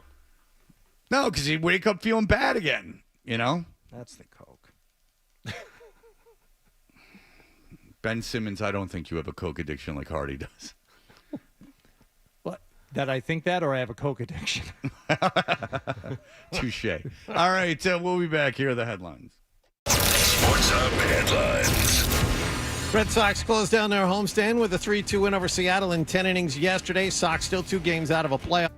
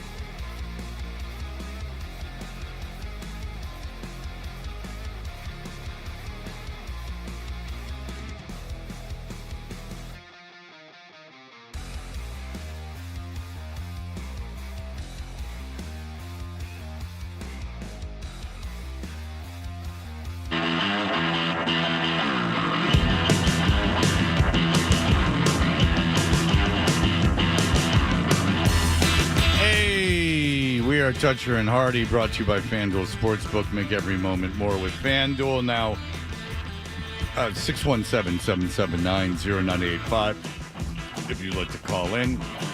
Now, Hardy, you're a big reader. Yep.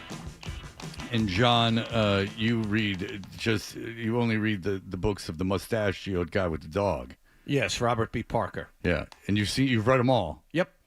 Including the first book, where Robert E. Parker, Spencer for Hire, goes and finds a girl who has been sadistically tied up in a room. Robert B. Parker, you're once again purposely mispronouncing the man's name. May he rest in peace. The book he was talking about, Hardy, is the Godwolf manuscript, I believe. I know. And so he finds this woman. She's been tied up and really tortured.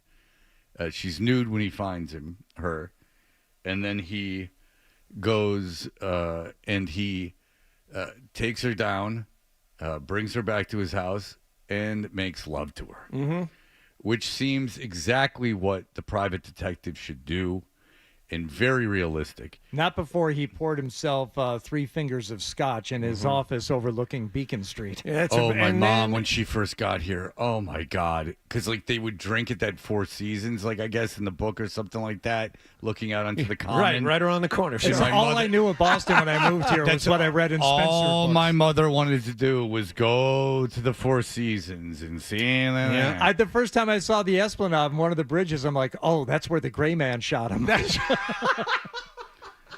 I thought that was at Harvard. But when you guys read that book, read that book, did you not find it odd that this woman has been completely tortured by this awful person? But I also read it 30 years ago. No, see, or more. I read it 4 years ago. Reading it when I did, I still thought it was odd. And I think the next book, he rescued some girl and slept with her and then slept with her mom later in the book. I mean, there are weird stuff. There's weird stuff. That could happen. Long before he met Susan Silverman. Yes, Susan Silverman was book 3 or 4. Yeah, yes, that's when I backed out. I'm like, all right, if you're going to just stick with this one broad. Private Eye with a girlfriend? Wait a minute. Well, then that's supposed to happen. And then, of all people, an African-American friend? Oh, Hawk.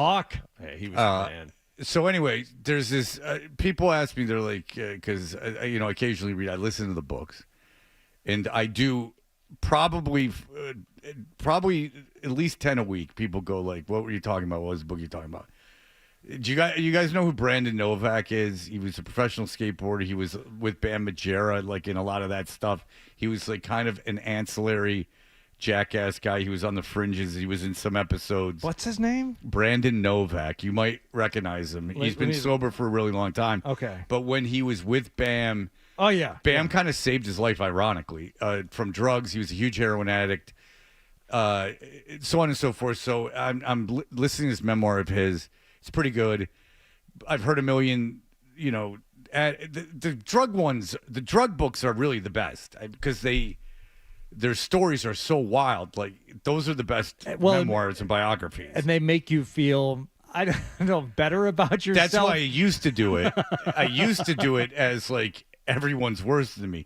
In fact, the only drug memoir, or it's just a memoir, but listen, if your life's worth writing about, bad things have happened. Because otherwise, it's just boring. Your life's just boring. Which is why, I'm not saying that Dave Grohl has never suffered through anything. The death of Kurt Cobain, and there's a lot of stuff, but I can't bring myself to read his book. I've had it for a couple of years now, and I'm like, the guy's just too happy. I don't know if I want to read this. Plus, he's just around. I've talked to him a bunch of times. I don't need to read a book. Anyway, so this Brandon Novak, the one thing that's interesting about this, there's a lot. It's a good book.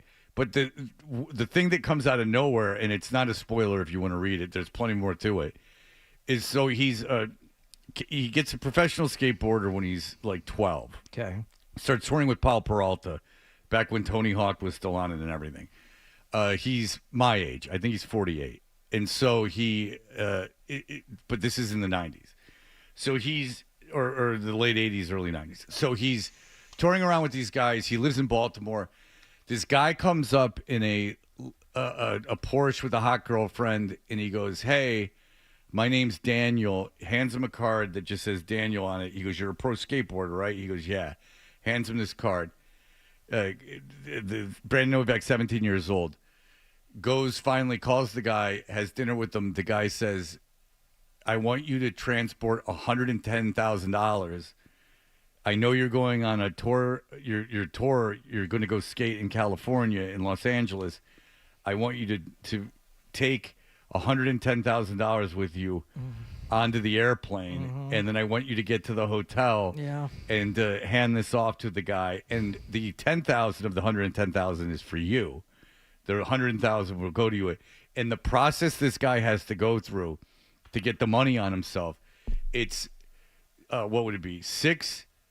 No. It's $20,000. He has to wrap $20,000 in $100 bills.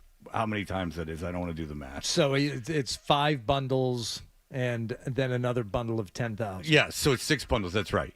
And he's got to take a shower. He's got to dry himself off completely. He can't put any powder on. He's got to take saran wrap and wrap the bundles, but do it loose because they can't be stiff in case you get frisked. They have to be part of your body. Wrap saran wrap around your leg on the bundle 3 times. Put electrical tape over it 3 times, and then saran wrap over it 3 times. He's got on the inside of his calves, the inside of his thighs, and around his waist. And the thing is that you can't sweat. Because if you sweat, it's gonna, like anything, like it's gonna make make everything, and then the bundle of cash will fall out. And you say, Fred, well, what's the big deal? You can't do this. You go to jail, and then you got someone mad at you because they took $110,000 from you, and that's how he got into drugs. That was out of nowhere. So applaud to Brandon Novak, because usually it's just some normal, like, I like drugs. Brandon Novak with a nice little story there. So I will give credit when credit is due. Brandon Novak. And the name of the book is, it is surprisingly good. The name of the book is Dream Seller, which is not a great name, but nonetheless, it's a good book. All right, we'll be back in just a moment. Hardy and Mike Lockhart have created something for our enjoyment. I look forward to hearing it. You're listening.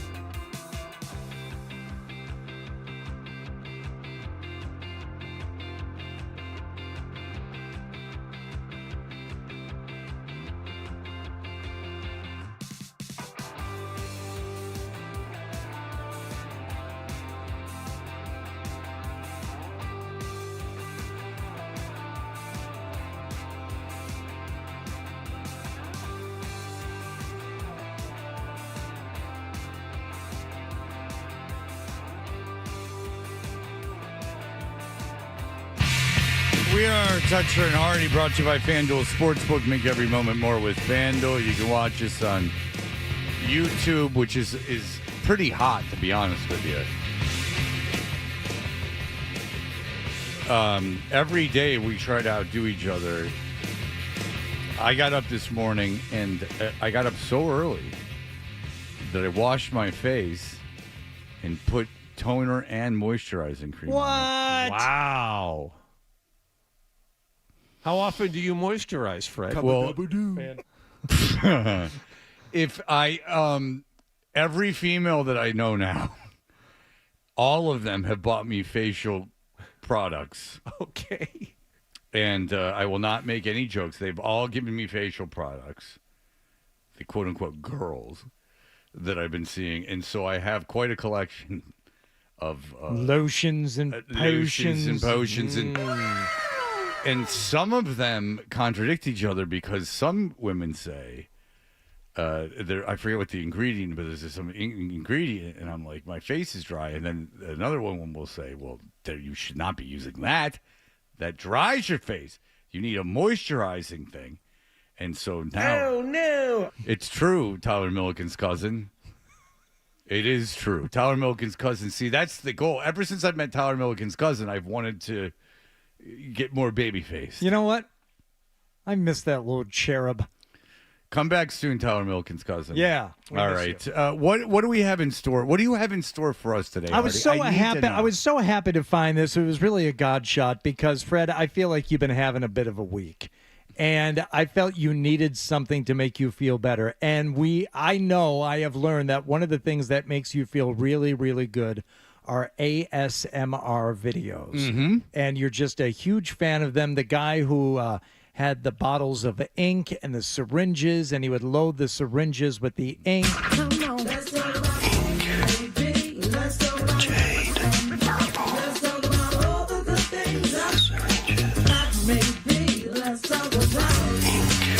You may be glad that you did. That's relaxing ASMR, sure. Yeah. So I stumbled upon a couple, and I thought maybe these might do something for you. Now, Mike and I have vetted these and exhaustively listened to 3 separate ASMR videos, each of which total about 30 minutes in length. Oh, well, Michael and Mr. Rob Poole, thank you so much. Wow. If you don't know what ASMR is, think of when you used to watch... Do you know what ASMR stands for? I do not. It's sensory meridian response or something. It's nonsense. It's not like a medical thing. It's a auditory... Autonomous sensory meridian response. Yeah, like it's nonsense. But the if you don't know what it is, think about when you would watch Bob Ross. Or if you've ever been somewhere where it's really quiet and someone's talking in a low voice, it could be like the turning of paper, like something that to some of us gives us a literal pleasant feeling in the head. Not a pleasant thought, but like a physical sensation in your head of pleasure. Like It's hard to explain, but that's as best as I can do. It's almost a vibration. That's very pleasant. Yeah, it just sets off the tuning fork in your mind, body, and spirit. Great tuning fork in your head. Yeah, but it's a physical feeling. It's very pleasurable. Well, far be it from me to say automatically what should and should not work. So we went through a few of these. One of the ASMR videos was from a guy looking into and speaking into an almost empty Pringles can, talking to the last Pringle in the can and trying to get it out. But the sound quality wasn't great, and I don't even know if you like Pringles. So we decided to skip that. Can I ask you this? Can I tell you, could you see his face? Yes, through the hole at the top of the Pringles Don't can. like that. And I also don't like that he's being a silly goose. Yeah, well... Play with ink, dum-dum. Why aren't you playing with ink and put it in syringes? For the same reason, I thought that whatever is ailing you this week probably would not have been cured by the 30-minute ASMR video of a girl wielding a knife saying that she is going to rob you. Other ones, don't have a PayPal. There's a girl that I was watching, and there's so it's she's like, oh, I'm delivering a package or I'm doing this and that. And then there's one where she goes, put your hands out, and she takes duct tape and wraps them and kidnaps you. Yeah. Well, this one. But I think that's more of a masturbatory fantasy for someone than it is ASMR. I can tell you this. I don't go based on looks. This is not anything sexual. I prefer men, but I don't want to see their faces. Well, this girl brandishes a knife at the beginning. Unfortunately, you would probably not like it because you can see her face. No, I don't mind the girls if I can see their face. Oh, well, and she also quickly just turns the whole thing into a grift. Other ones, like, I don't have a PayPal or just a credit card. I don't have to justify myself to you at all because I have a knife. So, funny how that works. And then she goes on to give all her different links to her PayPal and to her YouTube channel so you can give her money. And you know what? I bet she's received quite a bit of money. Probably. Quite a bit of money from guys. She's not unattractive. Yep. That have a fetish with the girl holding them up. But the one I've heard way weirder. Since I've been single, you see, women are a lot more fun than I thought they were. Things have gotten a lot more fun in the last Things few have gotten years. really interesting and fun. Yeah. But the one that really... I'm so liberated. I never knew you. Let me just say one thing. I never knew how liberated you women were. I was God bless Gloria Steinem. I was thinking of... I was paying too much attention to the news and not enough about what you really like. And that, my friends, has been a delightful thing to uncover in my late 40s. Quite a journey. Quite a journey. Well, Fred, if you're looking for someone to make you feel better... Yeah, I got that. Who better to turn to than a doctor? And I think this doctor speaks directly to you because the whole theme of this doctor speaking to you ASMR video is, what the hell is wrong with you? The doctor is trying to uncover and trying to determine what is wrong with you. Is this a cranial nerve exam? Because often they do that. That is involved. You are a bit of a medical mystery to this man. My profession to take care of this sort of stuff, but this, yeah, well, I don't mean to alarm you, but it's definitely something new. But look, do you mind if I just take a look? Yeah, thanks. He adds his own sound effects as he's doing kind of like, the tapping thing that they do on your abdomen and on your skull, trying to figure out what's going on in there. The clicking of the tongue is a big trigger for a lot of people. And this is not the first one I've used involving a prostate exam. Okay. That's the sound my doctor makes during the prostate exam. So let's see. You know what? This could be uncomfortable. Let me numb the area first. Num, num, num, num, num, num, num. I can tell you, yesterday this happened. I went to a doctor yesterday, and I don't mean to get off topic. No, yeah, well, Hardy said... What topic? Go. So, I know, exactly. So don't get off the subject. How dare you? So, Dan, you make a good point. Hardy said, you've been having a bad week. Could anything fix you? From noon to 12:50 yesterday. That was a fun sesh. But nonetheless, I went to the doctor yesterday. The doctor, it's not my primary care physician, it's someone else. And... the guy's not my primary care physician, okay? It's for something else. And he goes, he's sitting around, he's like, yeah, you're 1 year away from the old finger. And I go, oh, yeah. I heard they don't have to do that anymore. And he's like laughing, and I'm like, yeah, I heard they don't have to do that anymore. And he's like, well, no, you really should. And I'm like, okay. And he's like, I mean, we could do it now. Like, I would strongly encourage you that you do it. And it would be like you went to the dry cleaner and they were like, can I give you a prostate exam? This guy had no business And he was being dead serious. And I joke, and I'm like, wow, you're really hard sell. This is a weird thing to hard sell. And he's like, no, it's a big thing. Like, I suggest that we do it right and now. The only way to really do it is through digital. I think is what he said. Is through a digital. Yeah, it's a digital exam. Digital exam. Yeah. And, that's a huge trigger of mine that I don't like at all. Like, Bit of a red flag, too. He wanted to do it a year early. And I right kept thinking he was kidding. Dude, they were there to draw blood. They prescribed one thing to me, and they were there to draw blood. And it's just a matter of, I go twice a year. They say, okay, cool. How do you feel? Here's the blood work. Here's the thing that you get. And now you're on your way. It's nothing big. It's What, just your like, cuckoo pills? What are you getting? no, not the. If it was the Your cuckoo psychiatrist, for Cocoa Puffs pills? if it was the reason I can't say what it is because it involves the station in an advertiser in a weird way. But it wasn't an advertiser that did it. And so the guy and the guy's like he's really, and I kept thinking he was kidding, but he was really pushing me to give me a proctology exam. And it would be like you don't even have any gloves here, dude. He didn't have a lab thing on. Like, it would be if you went to go get your nose done, and the guy's like, "Well, I have to check in your butt." I swear to God, or you went to get your back waxed, and they went, "Oh yeah, but by the way, like, let me feel around on your prostate."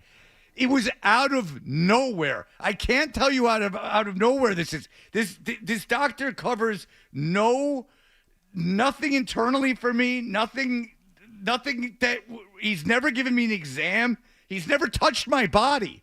He's literally never touched my body. They don't weigh me. They don't take my blood pressure. None of it. I don't put on a lab coat. I was in my clothes. I don't take my shoes off. Now that I'm thinking about it, it was really weird. Well, that doctor sounds almost as unprofessional as this doctor who starts the exam, but then he goes, wait, do you even have an appointment? Did you book an appointment with us? Yeah. Okay, could you just tell me your name, please? Fred. Okay. Oh, that's too hard. All right, stop it. This guy's You don't amateur care for hour. that? No. You don't care for that? I'll listen to typing, but I mean, you can't slam the keys like Wallach during a break. Oh, you mean at 5:15 in the morning? That's the first thing I walk into is him. During an interview, you could just hear Johnny, and it will be picked up by a mic 10 feet away from him. All right, so let's get to the diagnosis here. I don't know what it is that's going on. It could be mental, it could be physical, it could be emotional. But what I do know is that this is caused by an excessive amount of stress. Does this ring a bell with you, Freddie? Last week or so?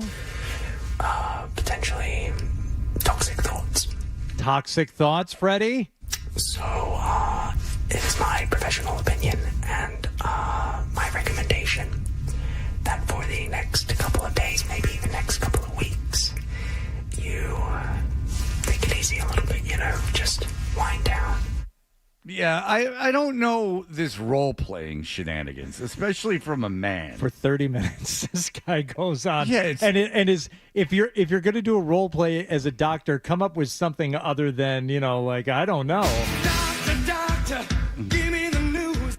I've never seen a case like this before.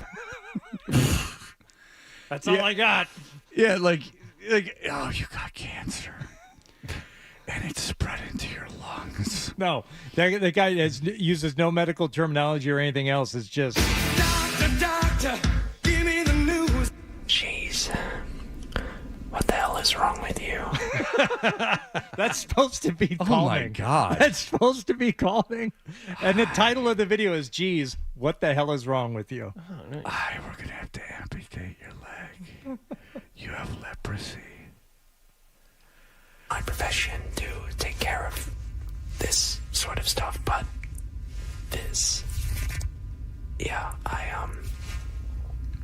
I don't mean to alarm you, but it's definitely something new. I know what you're thinking, and the only cure is chemical castration. Well, it's a bit of a failed attempt to make Fred feel better. I think next time we'd be better off with just going back to the ink guy.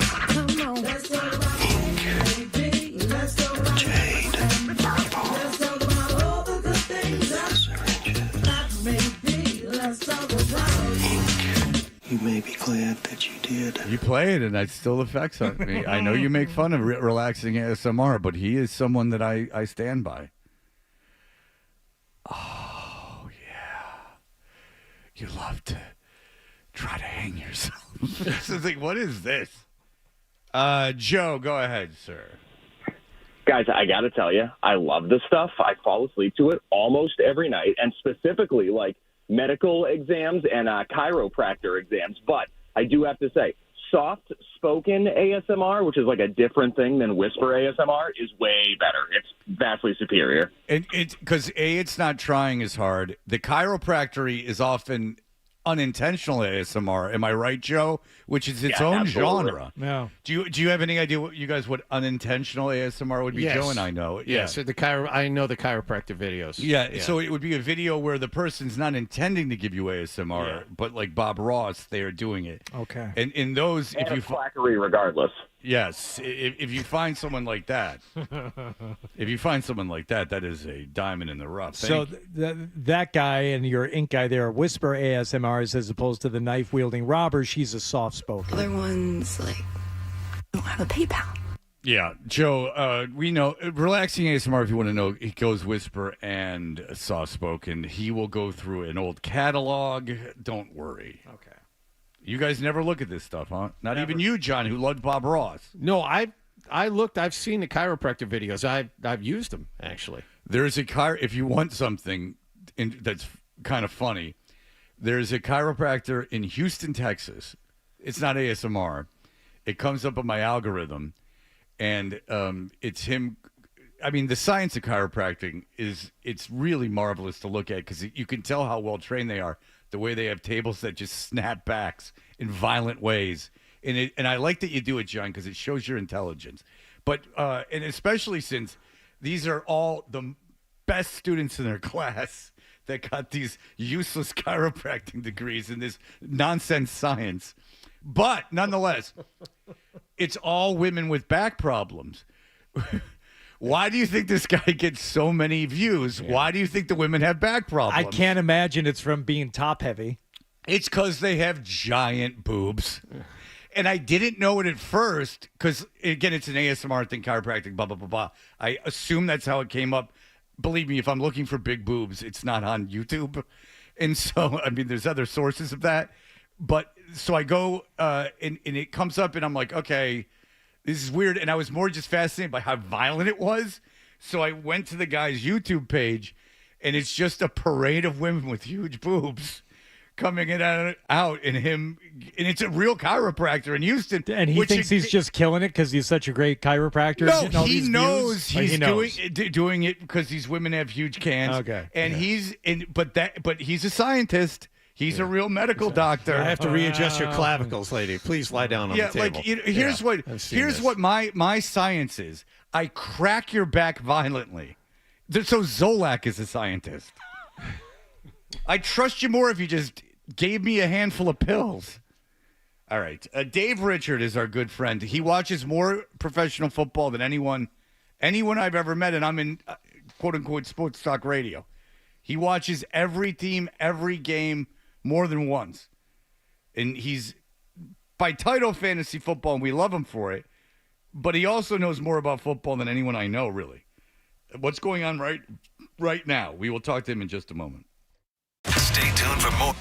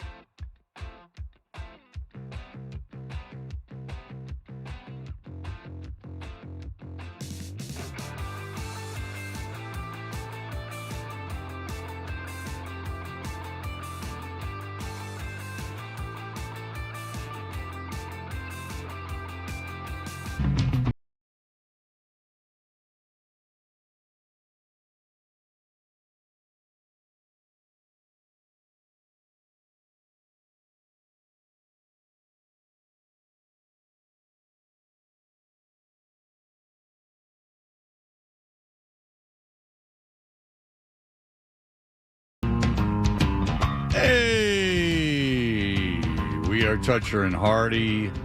Dave Richard is the fantasy football guru at CBS Sports. He might be our longest consistent guest we've had because we love Dave, and he's been very loyal to us. There are 3 ways to link up with Dave Richard in his fantasy football advice. I refuse to call it this, so I will call it at Twitter on Dave Richard. Have you ever been listening to your show, Dave, and then they go Twitter? I mean, X, like as if they're going to get sued if they say Twitter. We call it Twix. Well, there you go. Ooh. And then to further confuse everybody. Yeah, exactly. But I just hear people correcting themselves all the time. It's like everyone knows what you mean. Like when you say you don't have to say Kleenex, I mean facial tissues. Right, that's true. When something changes after a decade, you're so used to calling it the same thing for a long time. It takes a while for you to get used to calling it what it is. They chose such a great name for it. You'd think it would be easier to make the switch. Right, exactly. And speaking of Elon Musk, have you guys seen one of the new Tesla trucks that are out there? They look like the Cybertruck. The Cybertruck. Yes, I have. The best theory on that, which I want to believe so badly, is that Elon Musk has so much money he's playing a prank on rich people. Yes.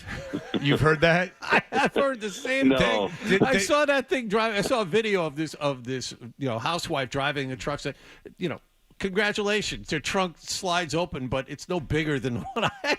No, but they're ludicrous looking automobiles. They're awful looking. But the best theory is that Elon Musk is screwing with everyone, and so he just made a high-priced car specifically to F with people. See how dumb America really is. To see how dumb America really is, yes. which is fascinating to me. And you can see Dave Richard live on YouTube every morning by searching Fantasy Football Today, and 3 times per week on Fantasy Football Today on the CBS network. Dave joins us on the Volkswagen Dealers Expert Hotline. Hello, Dave. How was everything? How was the off season for you? It was busy, man. Last time we talked, I was in Mobile for the Senior Bowl. Today, I'm heading to Dolphins camp to check out how they look.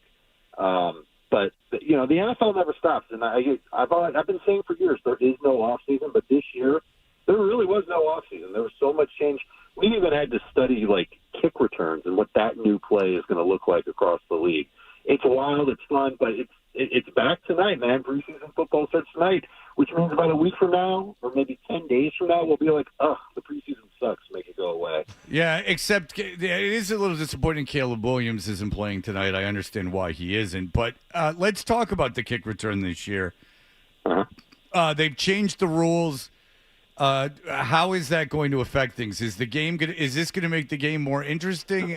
What's going to happen? Well, first of all, no one's sure what's going to happen. Every coach that I've talked to says either they don't know or they're not saying. They're keeping everything really close to the vest because they just don't know what other teams are going to do. It's a rule that's mostly adopted from the XFL, and teams aren't sure how to play it, and that's why I think we're going to see a lot of touchbacks. So if you're excited by a kicker kicking a ball 65 yards through uprights and then nobody doing anything, and then the ball being placed at the 30-yard line, then this is going to be your year. Because I don't see a lot of teams trying to kick it, knowing that there's going to be good return guys and a completely different play that they might not be prepared for. Coaches are risk adverse. They don't want to take that chance if they don't have to. Okay, so explain the new rule, because I even forget it. What goes on now on kickoffs? Because it was to encourage returns, if I'm not mistaken. So it's supposed to encourage returns, but the penalty for a touchback, and I use penalty loosely, it isn't strict enough. Remember back last year when someone would kick a touchback, the ball is placed at the 25. They moved it up only 5 yards. I don't think that's going to be enough to deter coaches from actually giving it to the other team. There's a kicker way back. Long story short, there's a kicker way back. The kick coverage team and the return team they can't move. They're 5 yards apart from each other, much closer to where the returners are, but they can't move until the ball either is caught by a returner or hits the ground. If it goes out of bounds, the ball is placed at the 40.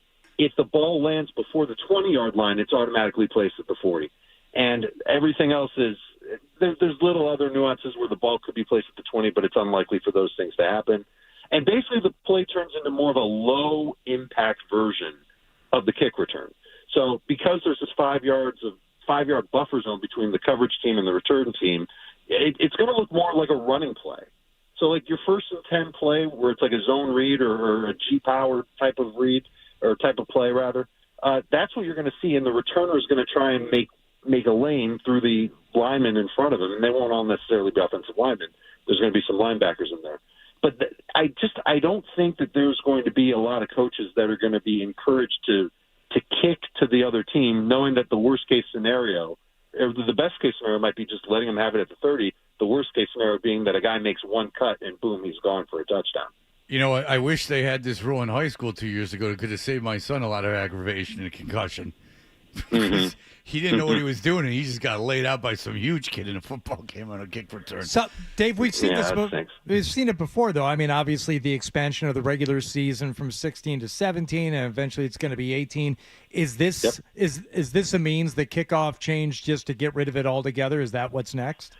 Well, I think that one of two things will happen. If I'm right, and there's just going to be a ton of touchbacks this year, then the league will either say, okay, we're going to move it up from, if it's a touchback, the ball's placed at the 35 instead of the 30.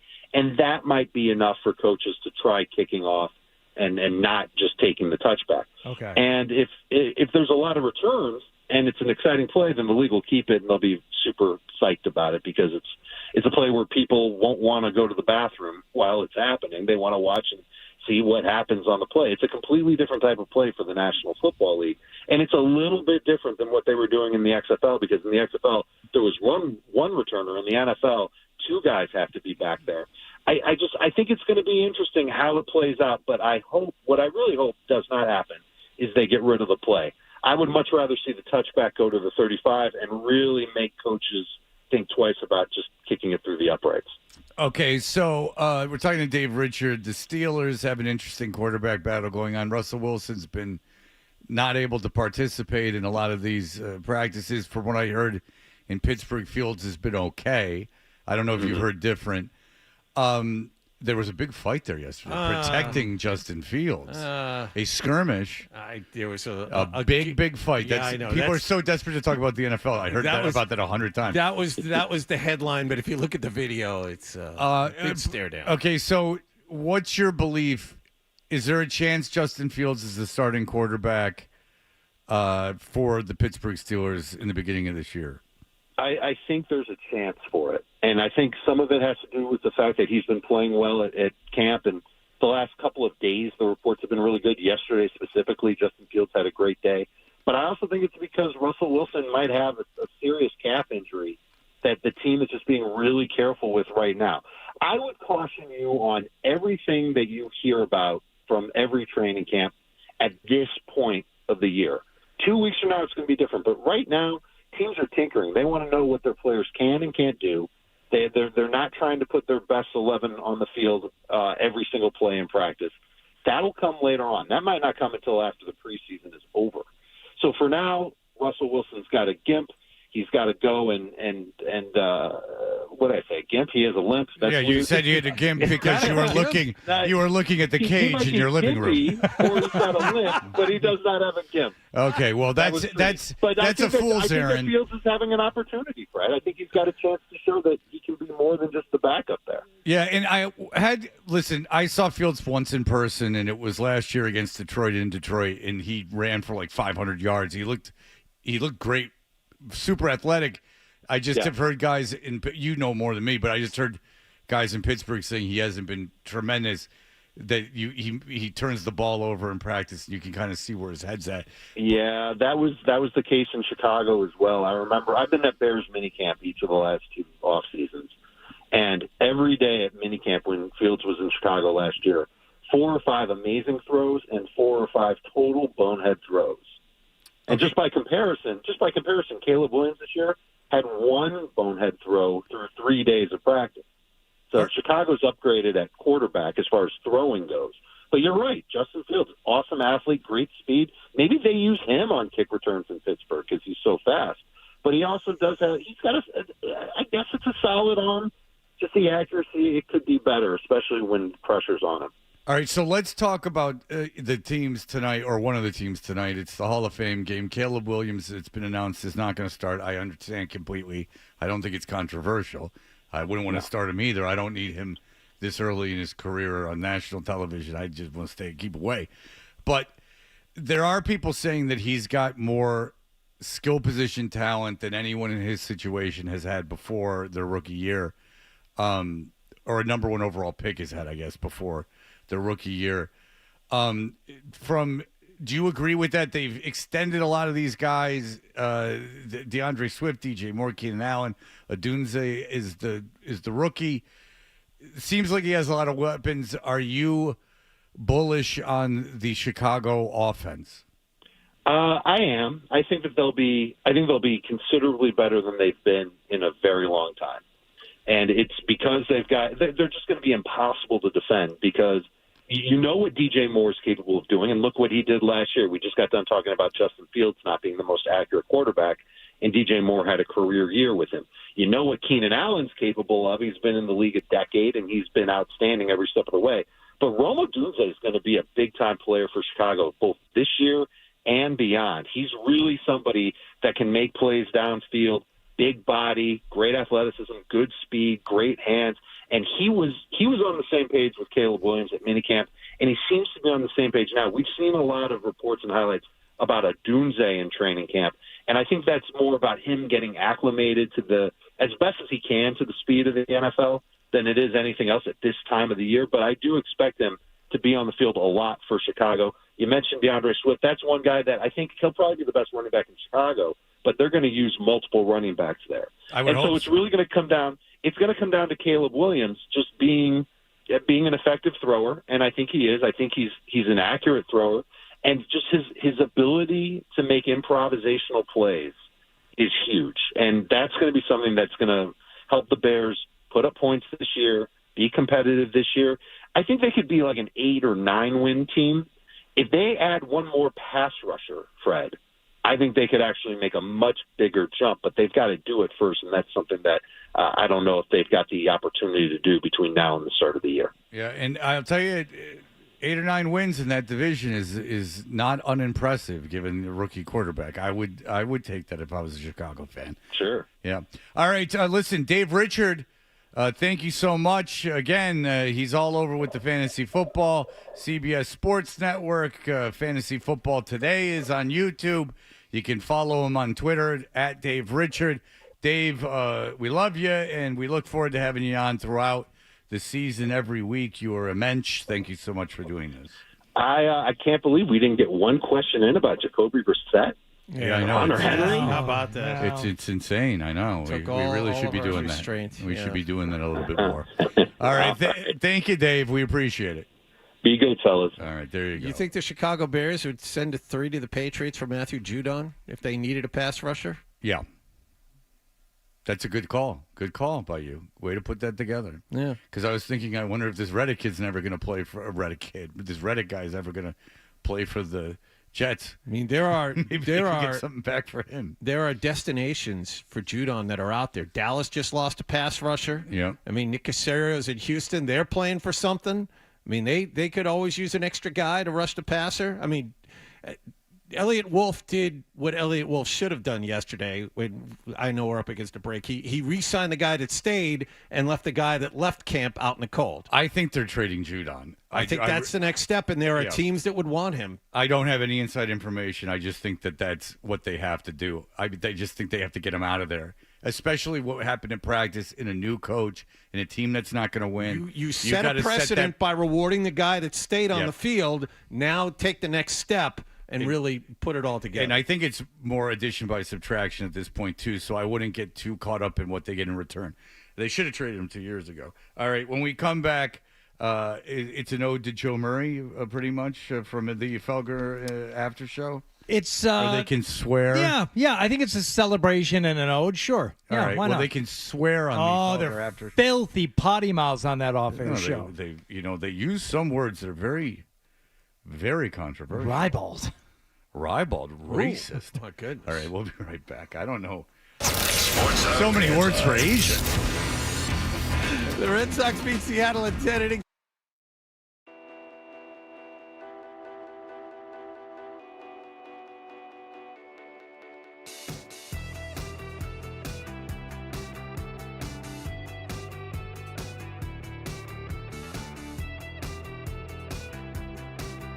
2-year, $21 million contract extension. The NFL's first preseason game is tonight in Canton, Ohio, between Houston and the Chicago Bears. Tampa Bay has this morning re-signed right tackle Tristan Wirfs. It's a 5-year, $140.63 million contract extension.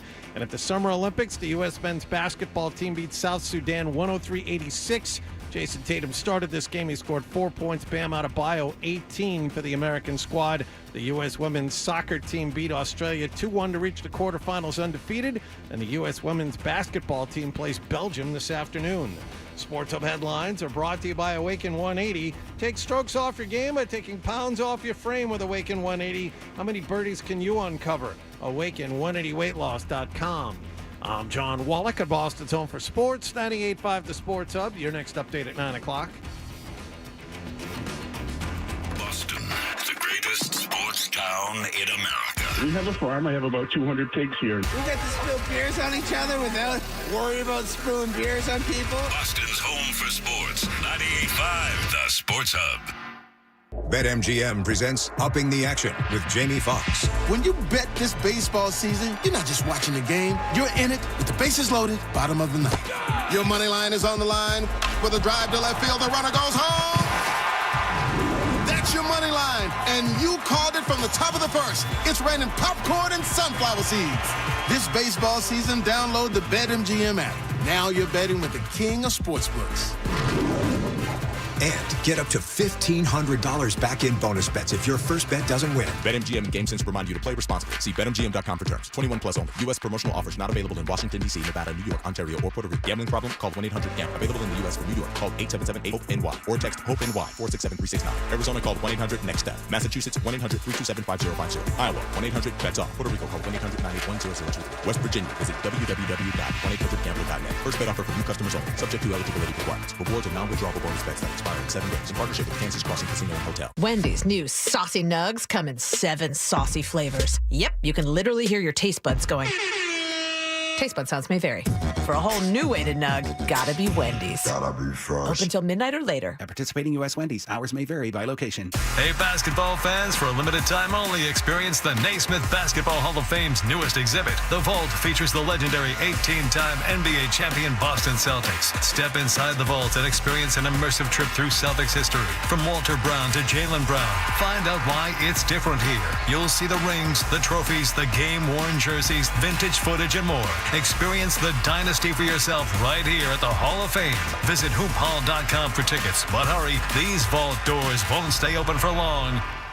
Hey, it's Beetle for 128 Plumbing, Heating, Cooling, and Electric. Proud sponsor of Finish Strong Friday and the company I called to replace my old HVAC system with a beautiful new energy-efficient system that saves me money all year long. Hey, thanks, Beetle. Make sure your HVAC system is running efficiently and effectively with a service call from our team at 128. All of our HVAC techs are trained to handle everything, from annoying noises to complete system installations. We'll have your family comfortable and cool all summer. Also, ask about our maintenance plans. Get started now. Call 888-CALL-128 or visit call128.com.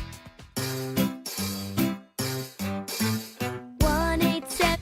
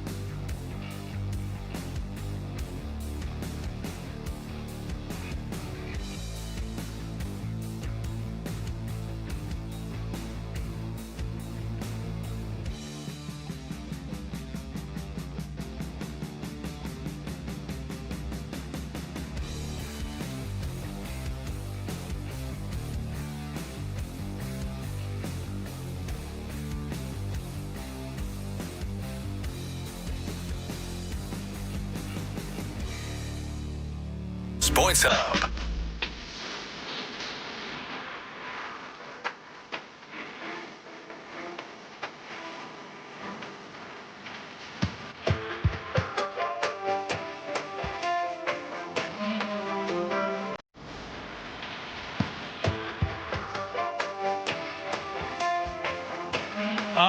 Combat Rock, the Clash is fun.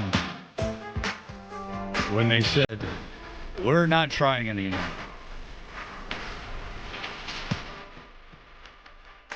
Raise a toast to great Joe Strummer. Sometimes I think he might have been my only decent teacher. Getting older makes it harder to remember. We all want something bigger. We're going to build something this summer. Is that Young MC? That was Skee-Lo. Skee-Lo. Who was very influenced by I almost Joe went Strummer. with Skee-Lo. All right. What do we have here? I know there's an off-air show. This is going to take more than the time we have here. Off-air show with yesterday. It was Mike Felger and Jim Murray, and in the background, Joe Murray is, getting ready for his show as the baseball hour is going on. They're doing the off-air show, and Joe Murray appears in the background. We're really insisting on this baseball hour. Mm-hmm. Yeah, it's a highly rated show. People like it. I'm serious.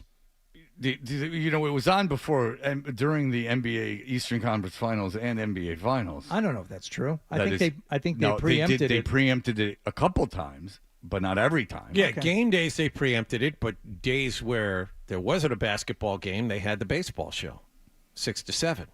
I don't have a problem with that. I would put you know when I'd put on a baseball show? I'd put it on right before the golf show. Since you said before, I'm not going to take offense to that. It's a lead-in. I think that was a compliment, if anything, Hardy. Yeah. I think that was a compliment. Not to the baseball show 7:30. You're 8 p.m. I don't think Maz and Jim would have a big problem with the baseball show. He's saying the baseball hour should be on at 6 a.m. on Sundays, is what he's saying. I don't think that the baseball hour, and I don't think Maz or Jim Murray would have I know Jim Murray would love it. I don't think the baseball hour should be on from 6 to 7 when there's a lot of traffic on the road. I understand what the point of it is. The point of it is counter-programming the Red Sox broadcast.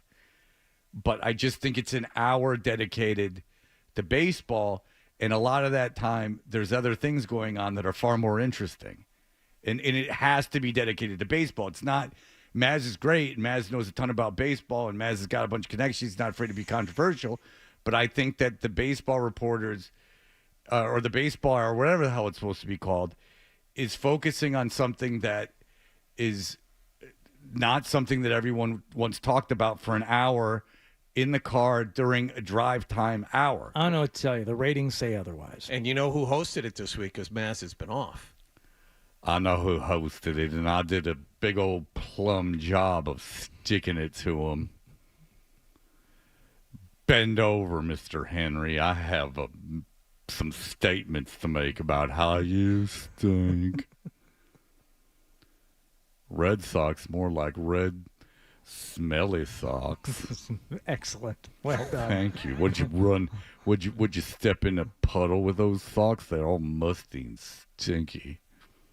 They're not even red anymore. They're more pink. You listen enough to the baseball hour to know, though, it is solely 100% completely focused on baseball. Can you say the same for the Sports Hub Golf Club? Do you know for a fact that that is 1 hour dedicated to nothing but golf? Have you listened? Do you know it to be true? It's the peripherally about, at least ancillary about golf. Like golf is the center. Please answer the questions. No, it's not. It's in the golf universe. No, it is all about golf. And what I was doing there, I can't believe you fell for the oldest trick in the book. Walked right into my well-laid trap. You've never listened to the Sports Hub Golf Club. As a matter of fact, I have. Gotcha. As a matter of fact, I had, and you were not talking about necessarily golf. You were talking about traveling to the Masters, which is a golf tournament, but there was parts of your adventure that did involve golf involved in the story. Well, what am I going to leave out the part about sitting in the Arby's parking lot enjoying a beef and cheddar curly fries and a Mountain Dew and staring at the gates of Augusta across the street? No, that was a slice of life. That was theater of the mind. That was That was poignant. In fact, the whole time that you were doing that, I was so pissed off you weren't talking about the maintenance guides from local course. And I'm like, what's he going to get for free other than this trip that he just went on? He already got the free thing. Why is he talking about it? He should be looking forward. He should be going on to the next thing. Why do you hate what it? What do I when- get when- next week? Why do you hate it when people love things? I'm very jealous. It's true. I have no passions. You don't like it. I love things, but I have no passions. But you don't want anyone else What about to love things. what about butt cheek passions? Hot dogging. Yeah, but Mega Butt Cheeks was a big problem if you ever followed Dad Boner. No, but in all seriousness, I am jealous of your passion of golf. I thought about it because you said off air, yeah, I went to the country club or I went to my club and I hit balls, and I went, oh wow, like he wanted to do that. Like everything I specifically went up there just to practice, just to hit some balls. And I would not want to do that. Like there's things I do, like go to the gym, and then everything else is driving my kids around, or trying to establish relationships. I'd like having an activity, like a hobby. I've never had a hobby that I liked. I've never had a passion. I have a passion. I have a passion to make the world a better place. Thank you, Joe. All right, we'll be back. We'll get into what happened on the off-air show.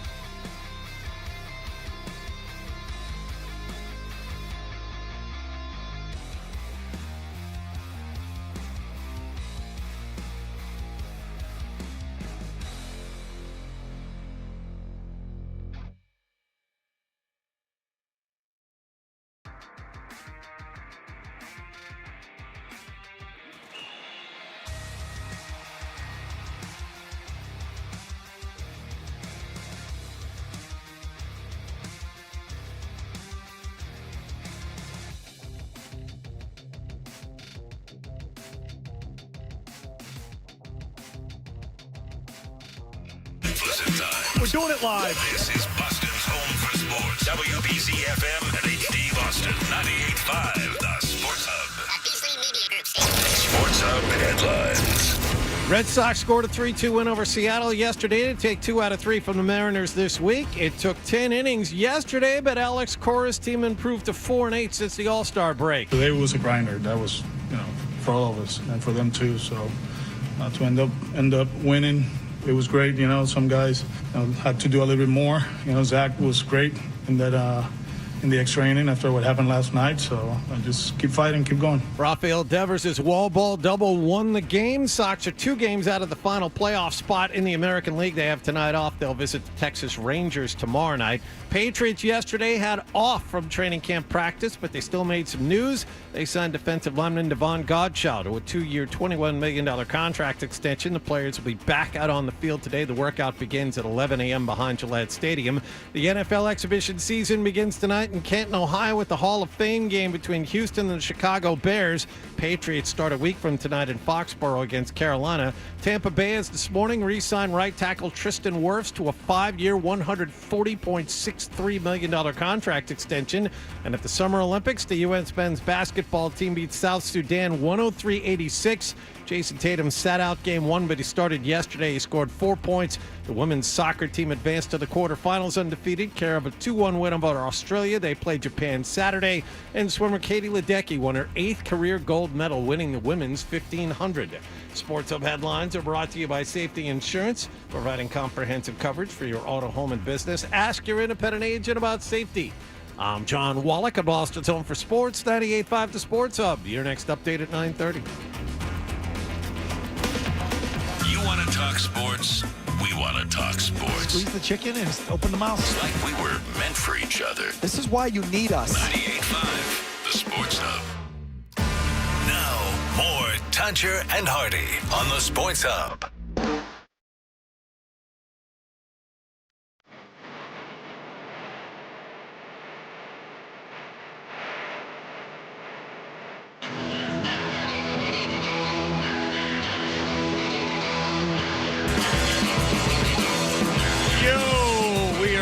Tuncher and Hardy, and we are brought to you by FanDuel Sportsbook. Make every moment more with FanDuel. Watch us on YouTube. Search 98.5 The Sports Hub. You can always call us 617-779-0985. Here's the deal. There is an off-air show for Felger, and he has a rotating cast of characters. I like when Dendero's on, myself, who is handpicked by Felger. No nonsense on that show. The heir apparent to Felger, I've been told. If this is interesting, and it's a compliment to both gentlemen, is that Felger is a bit of a talent scout, and that he has picked up this young man, Dendero, and he has to my understanding, brought him into the fold to work under the guidance of Dendero. It's like Felger's Prince and Dendero's Sheila E. And now he's living the glamorous life. Hit it. I like that one better a little bit. All right. So anyway, they do this after show, and it's obviously to be obvious that it is after the Felger and Maz show, and Felger will go into his studio. And they'll film, and Kelly, our wonderful Kelly, will film them, and it will be him and another guy, and they just shoot from the hip. He has a piece of paper, I think, with questions on it, and they swear, and they can just cut loose. Felger will applaud our direct competition during it. It's a lot of fun, and it's not annoying at all.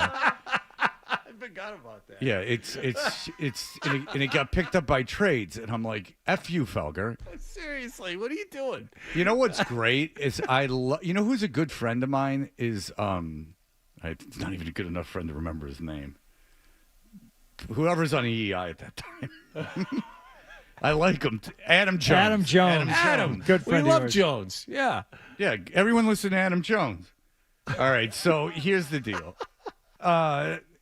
They have this after show. In all seriousness, everyone loves Felger, but they have this after show, and Joe Murray is getting ready for his show, which comes on at 7. And I am a huge Joe Murray fan. We all know that. Yeah. And this is Felger reacting to what Joe's doing? Yeah, it's kind of hard to miss, I guess, as it's going on in the background. They made mention of it earlier in the off-air show, so you'll hear them reference what they saw earlier when Joe is in the background through the glass doing something.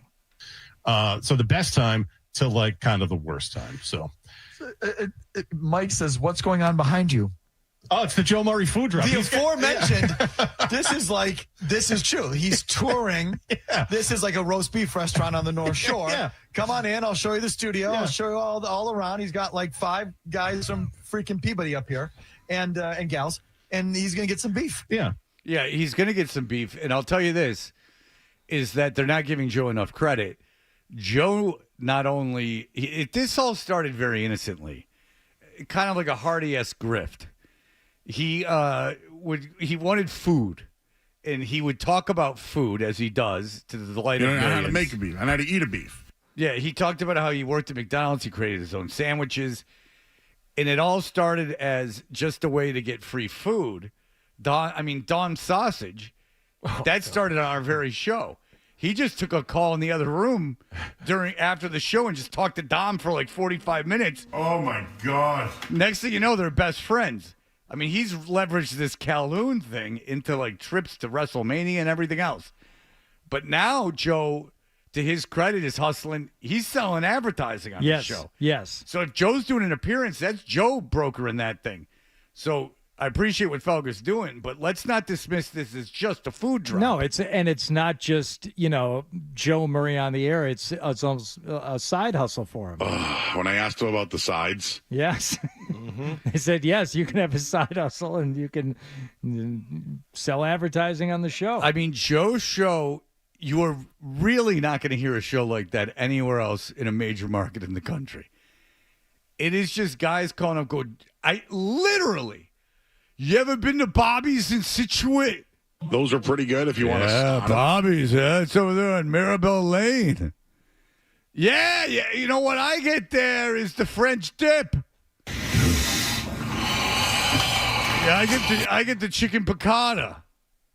Is that good, Joe? Yeah, it's good. Thanks, Joe. It's fantastic. Joe's been to every restaurant ever. Anywhere. He's been there. And he has about any town you can possibly It's almost mention. like he has a sensory memory, like not a photographic memory, but like a smellery memory. Like anything he smells or tastes, he recalls for the rest of his life. It's not a photographic memory, it's an olfactory memory. That's the term I was There's looking the for. word. Like Hardy had a friend yesterday. He's like, I'm taking clients out in Detroit. Is there a nice restaurant that you could recommend? I go to Detroit all the time. I stay downtown, but I don't know like nice restaurants because I never go to them there. And even if I did, I wouldn't remember the names necessarily but Joe can remember a restaurant he went to 20 years ago and what he had for lunch and specifically how it felt on his palate. And then he talked about the banana pudding. Yeah, that was probably a meal 30 years ago. I mean, he remembers at-bats when he was playing travel ball in Newton. I mean, he's from Hyde Park. The guy remembers everything. Joe's radio show is entertaining on its own. Joe's a good broadcaster, but this is what Joe's best at. Joe shaking hands, kissing babies, the grip and grin, restaurant owners, come on in, let me try it, let me talk about it. Like this is Joe is as well versed in restaurants, not just in all of New England. You've mentioned it before. You're like, well, name any house of pizza. Oh, a little Felger getting ryballed. Oh, check him out. Unhinged. Get this guy on the internet. Post haste. Can he go back to the tuck after doing this? Well, he'll be there today. Today. Today's the day. Name any house of pizza. Because like every town has one, right? Yeah, right. Like Wellesley House of Pizza, Newton House of Pizza, Brookline House of Pizza. I'm picking fancy, but you know what I mean. Yeah. Whatever. Saugus House of Pizza. Every town, Marblehead House of Pizza. Yeah, there are a lot of House of Pizzas, fucker. I get it. every town has its house of pizza. Ask Joe Murray about the Weymouth House of Pizza, and he'll tell you about their wings. And you ask him what impact, if any. Oh, hello. About the Rockland House of Pizza, he'll tell you about, well, it's the Greek pizza with the phyllo dough, and actually, don't get the turkey though; they put it on the wrong kind of bread. And he'll break down every house of pizza there is in the greater Boston area. And tell Gino I said hello. He'll take care of you too. There's always like that addition. Yeah, exactly. Volo up in Swampscott. Like, I know that Joe loves Volo. I forget what the guy's like. You going to Volo? Tell him Joe Murray sent you. I'm like, okay, all right. And if you are a restaurant, and even if you don't want him to mention you on the air, which he will, but even if you don't want to mention him on the air, just watching him eat your food in front of you has got to fill you with great joy, because you are making food to please people. You're ultimately, they can say, and a lot of people that prepare food think it's an act of love. Families gather around a table. Your mother, if your mother ever cooked, mine didn't. But if your mother ever cooked, she did it with love. Joe will sit there and audibly orgasm at anything you put in front of him. Like you could give him a bean burrito from Taco Bell, and he'd be like, "Oh my God, the texture." The vomit-like texture and color. Brown sugar. Casserole dish with almonds. I mean, a casserole dish with almonds. That sounds awful. But he's waxing philosophical about it. I would just have... He should be on one of these food shows where just like, oh, okay, so Sally made this lobster thermidor. He's just sitting there down at the bottom of the sea. He doesn't mind getting his claws dirty. All the plus size sea creatures start to swoon when they see him in his tank out at Kowloon. Cause he's a bottom feeder, he's a booty eater. Joe Murray is a lobster. That was, Joe doesn't like that as much anymore, but No. Joe got super in to plus size models, and for a while there, and he was like, "I'm a bottom feeder." He said he was a bottom feeder. He said he was a lobster. Yeah, but he's moved off that kind of. So I'll respect that. Moved or pushed? I think there was some influence. Yeah, I think there may have been a nudge. I think there was pushed. But I stand by you. You got to be yourself. Oh, yeah. If anyone wants to write a song about Joe Murray that's as good as the Lobster song, I will play it all the time. Songs about Joe Murray are always invited. We're going to the Duck Spray House of Pizza. Yeah, that guy's an asshole. You don't need to go there. Like, he knows them all. Yeah. Well, first of all, you never say that. Jeez. What's that, Hardy? Yeah, that guy's an asshole. You don't need to go there. Like, he knows them all. Yeah. All right. There you go. He knows all the pizza places. I like pie. That's right. He looks like a pizza pie. There are things he doesn't like. Lettuce. Not a fan. He doesn't like...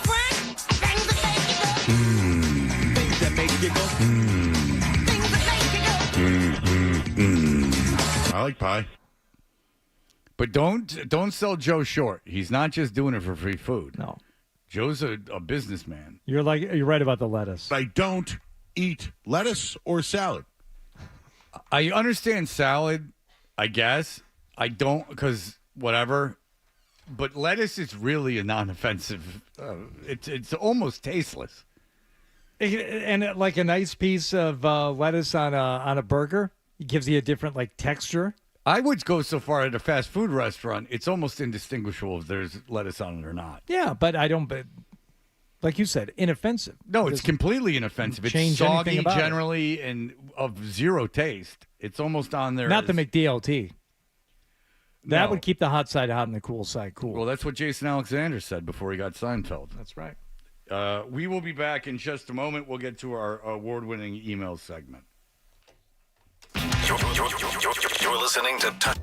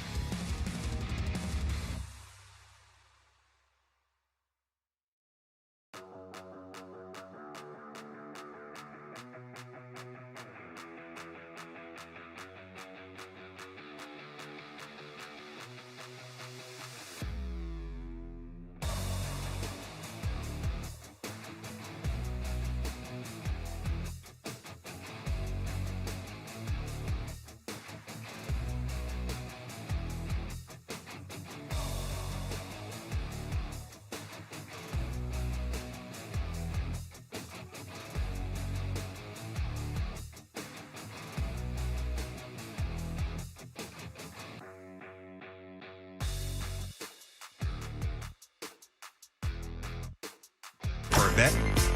The email bit. We should do the email bit. It's a great idea. Let's do the email bit. All right. Ladies and gentlemen, it is the email bit. I've got a lot today. I've got a lot of emails. And you can email John at JON. I know. John at 98.5 The Sports Hub. Hardy at 98.5thesportshub.com. Toucher at 98.5thesportshub.com. You can follow us on Instagram at Toucher and Hardy or at Fred Toucher on Instagram. It's a nonstop parade of we have the algorithm down. At Hardy 985. I said that. No, not for the Instagram. Oh, I'm sorry. You never give it out. You don't even know it sometimes. I just gave it out. Does Wallach have Instagram? Yes, at John Wallach. Yeah. At Ken Griffey seriously rules. That's right. Someone already took Ken Griffey rules. Just squatting on it. This is from JJ Gen X. This is just to me. You said something really insightful this morning. I'm the same age as you. I hadn't really thought about it like that. This is about Gen X. Everything we liked was offensive to old people. My favorite comedians are the ones that say things you just don't hear people talking about in everyday life. I loved NWA, still do. But there is nothing an older person can say to offend me, and I don't feel like offending the younger generation, and there's nothing kids can say that would make me upset about how the younger generations are a problem. That's something I came to the conclusion with, which I think is correct. And it's no one's fault, and no generation is superior to the other one. When Generation X grew up, we were reacting to like a conservative sort of two things, a conservative sort of religious older group, and also a self-reverential hippie generation who are both easily offended. So Generation X, if you think about it, what we did was actively try to offend the establishment and actively try to offend people. Yeah, we grew up during Ronald Reagan's America. Yeah, and Ronald Reagan's America, but also this self-pleasuring hippie generation that had made themselves iconic. It was really offensive. And so if you think about all the comedy, Andrew Dice Clay, Sam Kinison, if you think about rap music, it was, Two Live Crew, NWA. I know that there's better rap groups that weren't that way, but, these were things that were going on. The whole genre of punk rock music was to offend the establishment. Everything we did was to be an FU to the establishment and to offend. So I think what is happening generationally is now Gen Z, millennials, who cares? But Gen Z is, I don't think millennials know what exactly they want. They really have no identity. But Gen Z is not that way. They're looking to be offended almost, which is not a problem. I mean, if that's the way the generation feels, that's the way the generation feels. But if I can go, I accept you just wanting to be offended, you have to know that the way we were raised in our cultural icons and the people that we look to artistically, we're all actively trying to offend. And that is where the conflict is. Two generations, one raised to offend, the other one to be offended. And I have news for you. You'll come around to comedy being offensive. And let me ask this. Because that's the only way things are funny. Go to Wallach for the bird's eye view, so to speak. What do the baby boomers think about all this, John? No. To be a boomer, you have to be 60 years of age or older. That I don't know if that's true. I'm looking at it. I'm looking at it online here. Parents.com. 1964 is the last baby boomer year. Well, the baby Gen X, just same as you, baby. Here's the thing: baby boomers are hippies. You're the Hesher generation, which is just the dumb 70s. You were either disco or a mulleted fan of Triumph. Generation X is when things got cool and punk and rap began. So that's our generation. And then everything after that is internet. Yeah. It's true. Yeah. I mean, that's really what it is. If you do think about it rationally, I just happen to be in the age group, but the coolest stuff came out of my age group. Like the invention of hip hop, the literal invention of the music you listen to was during my my generation. Yeah, you're welcome. The invention of the professional DJ. So even if you're into house or trance or whatever, EDM, that was invented during our generation. Punk rock was invented during our generation, which is the jumping off point. Our generation invented what we were entertained by. Every generation since has co-opted what we invented. Are you That is saying fair. that Gen X is the greatest generation, Fred? No, I'm saying Oh. the greatest generation is the generation of World War II and the the non-hippies of their generation, because they were drafted into war, are much more, have had much more difficult lives than we did. I didn't say we had the most difficult lives. I'm talking about art and cultural shifting in terms of art. That what my kids listen to rap music almost exclusively. Rap music was created by Generation X. DJ Kool Herc, late 70s. That is the beginning of Generation X. That is the end of the Hesher disco generation leading into the 80s. Yeah, I mean, the punk rock was invented during our generation, but not by necessarily members of our generation. No, but it was embraced and taken to the extreme by members of our generation. Fair enough. Fair enough.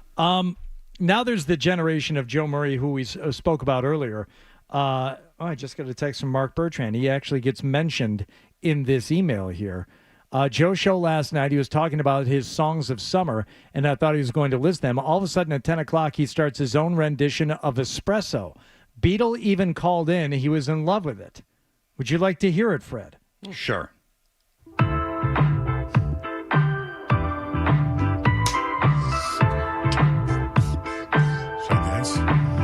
And now he's thinking about me every night. Oh, is that sweet? I guess so.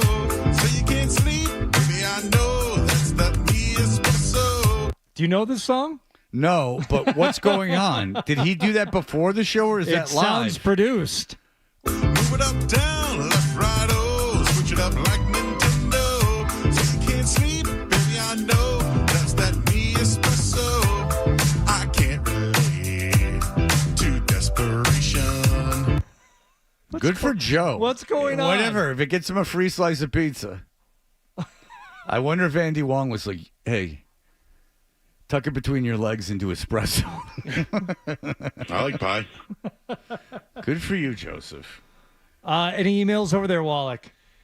Yes, No, I he's need. useless. Then why even bother asking? Go ahead. Why Go even ahead, John. bother asking? You always seem like you've been put upon. Snarky response from you. No, I need the Jim Rome voice for this one, because this is a something for Hardy. It says, Hardy, your music edits using people talking is hysterical and well above the level. I appreciate it. Also, hi Fred, sup Eagle, caw, chirp chirp caw. But you have the compliment to Mr. Hardy, who is still upset that he's the same generation as I am. But Hardy, your musical edits using people talking is hysterical. What up? Hysterical. The fax is just in. Travis, that is a incredible. Jim, your reference to Tom Kite made me have an orgasm. I have been fired for sexual harassment, even though it did not involve anyone at the office. Orgasms. Slump busting Mark Grace. Mark Grace, when he could not hit. Well, I can't do the joke now, but it's not even my joke. It's actually something Mark Grace said, but it involves women of a certain size, so I will avoid it. But that was something Jim Rome repeated over and over again. Yes. Cut. Musical.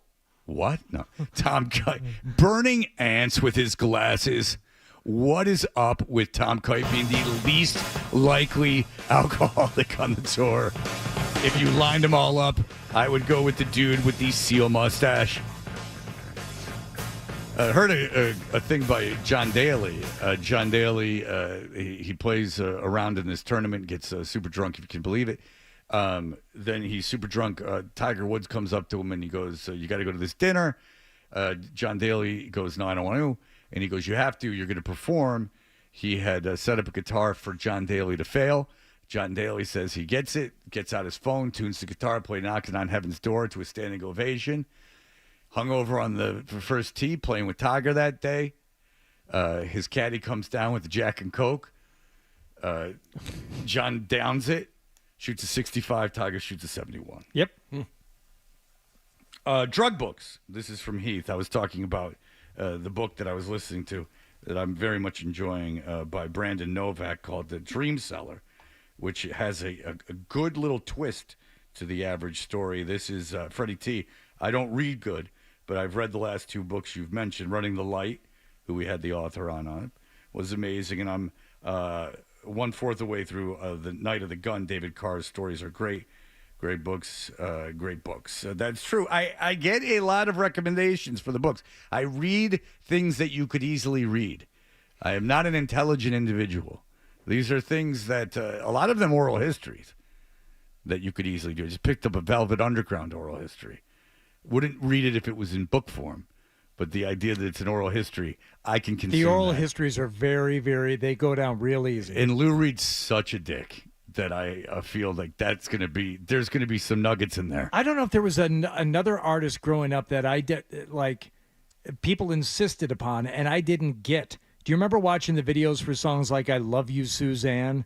And like, why is this good? Why am I supposed to? Why is this being played on MTV and between Van Halen and the Eurythmics? If I took you back to 1966 and I showed you what was going on, and then I showed you a video of the Velvet Underground playing just without sound, you'd be like, "These are the coolest people on the planet." Like, just they looked so much different. Sunglasses, short hair, all black. They were in the Warhol's factory. All the pictures of them were like fantastic. They were cool. They were heroin addicts before it was cool. Like, everything about them was cool. So that is why I can right up until the point where you turn the sound up. The early Velvet Underground's not bad. I wouldn't say it's bad. It's Femme Fatale with Nico is like a good song. Look, I understand what I'm not crapping on the Velvet Underground. Lou Reed was a miserable man, a real jerk. If you want to go down the rabbit hole, Punk Magazine, Legs McNeil's magazine, read the interview, first issue of Punk Magazine, interview with Lou Reed. You've never heard. I mean, he sits there the whole time. It's probably half an hour long, being just a dick the entire time. And it's like, why wouldn't you just get up and leave? Why are you sitting there being a dick? And plus, I love what he's saying about, because I can relate to all of it. ASMR email here. Had to turn down the radio for the ASMR bit this morning. Listening to those people talking weirds me out and makes me uncomfortable. I want to punch the dude talking. What, the doctor dude? Did you book an appointment with us? Yeah. Okay, could you just tell me your name, please?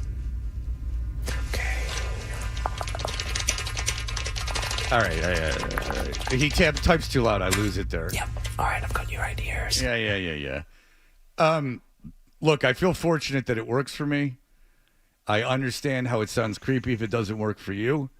But it would be like if I had a pill that I took that made me feel wonderful, and that pill made you feel bad. I'd feel, or there was a food that I just loved and you hate. I feel fortunate that I love it. So ASMR works for me. But you take pills too. Why do you need both? Well, I've been told my serotonin levels are very low. I'll tell you, there's pills I take I'm not sure that anyone needs. They just seem Salt tablets? No, Prozac. Everyone's on Prozac. It can't work for all of us. Like Prozac, I'm not positive works. I take magnesium. I know, even though you insist that it doesn't work. I think it's good for you, and it's a good mineral to have in your body. I don't think helps sleeping. Just eat more magnesium then. Get yourself a magnesium bar. I have a magnesium drip, actually, at the house. I call it my milk. That's what killed Michael Jackson. No, propofol, wasn't it? No, magnesium. It was milk of magnesia. Milk actually. of magnesium. So that's why he called it his milk. Finally, now it all makes sense. Yeah, he had a slow drip of magnesium, and it just got to be too much. He was just constantly in a stupor from all the magnesium. He ate so many bananas with all that potassium and magnesium in them. I believe that's the fruit with the most magnesium. All right, we will be back in just a moment. Here are your headlines. Sports Hub headlines.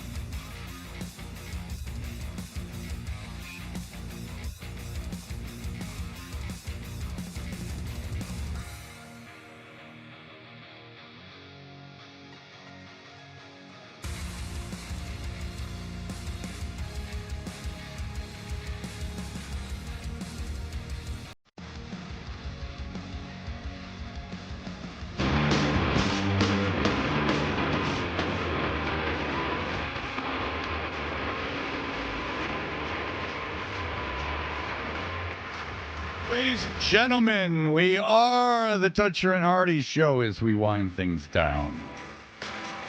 From the anarchy they were earlier, Kendra Middleton will be with us tomorrow. I've decided that Kendra Middleton works best at 9. 7, we have a little cranky Hardy, and the audience seems a little crankier at 7. Yeah, everybody is. Kendra comes on at 9, and she's universally adored. I have friends texting me during the segment. At 7 o'clock, it works better at 9. It seems to work very well at 9 and generate a whole different response at 7. So Kendra will be back tomorrow at 9, if any of you are wondering, because we get emails occasionally. Yes. And Bert Breer will be on. He's been to, I'm sorry to interrupt, he will be, which I rarely do, but he will be on. He's been to, I believe, several NFL camps already. We had him in L.A. last week. There were 5 different camps he was covering that week. What difference does it make? No one heard it. It's just mean. No need for that. We got compliments. Michael Holly based usually. Nothing Holly was here. I take it back. Yeah. Danielle liked that. Danielle knows who the alpha in this room is. Wallach? Yeah. No. Yeah. Fred, this is I just know this is going to irk you, and I know why. Maya Rudolph has been sworn back into Saturday Night Live, where she's expected to play Vice President Kamala Harris through the 2024 presidential election. Okay, you know why this irks me. And then I'll tell you why it irks me. First, it irks you because you have an entire cast there fighting week in and week out to get sketches on the air, to allow this to be their time to do impressions and to do characters and to do things. And instead of doing that, they now have this habit of bringing back either old cast members or, in the case of Alec Baldwin, old hosts to do important recurring roles. Right. You have a cast there of featured and fringe cast members, and instead of letting them do the work, you bring back other people to do the work. Okay, Aykroyd, Chase, Belushi, Garrett Morris, Gilda Radner, Jane Curtin, and Lorraine Newman. 7 people on the original cast. 7 people. The cast, including no featured. Well, like the guy you love from Network, Albert Brooks. Albert Brooks was on it. Yeah, and he stuff did. like that. He did short films though. Right. But the main cast was 7 people. No featured players. The cast now, and the best is when we talked to David Spade, and he had the best reason for it. And this was before he had the podcast about Saturday Night Live. Is he said that you can't have people of different ethnicities playing an ethnicity that's not theirs. I'm not even sure you get a Fred Armisen doing Obama anymore. So that's his reason. But now you have so the cast went from 7, and now let's say including featured players, maybe it's 18, 19. So it's already so much, and there's only so many sketches a night, and it was already really competitive anyway. You can't. It's so bad for the show. It really is. If you're a fan of SNL, which if you like comedy, you can say what you want about it, but it's incredibly important. And if you're a fan of comedy, like, they gotta let the people that they hire carry the show. That means Maya Rudolph's gonna be in every cold open. It's gonna be every cold open throughout 2024 is gonna have Kamala Harris in it, at least until Christmas.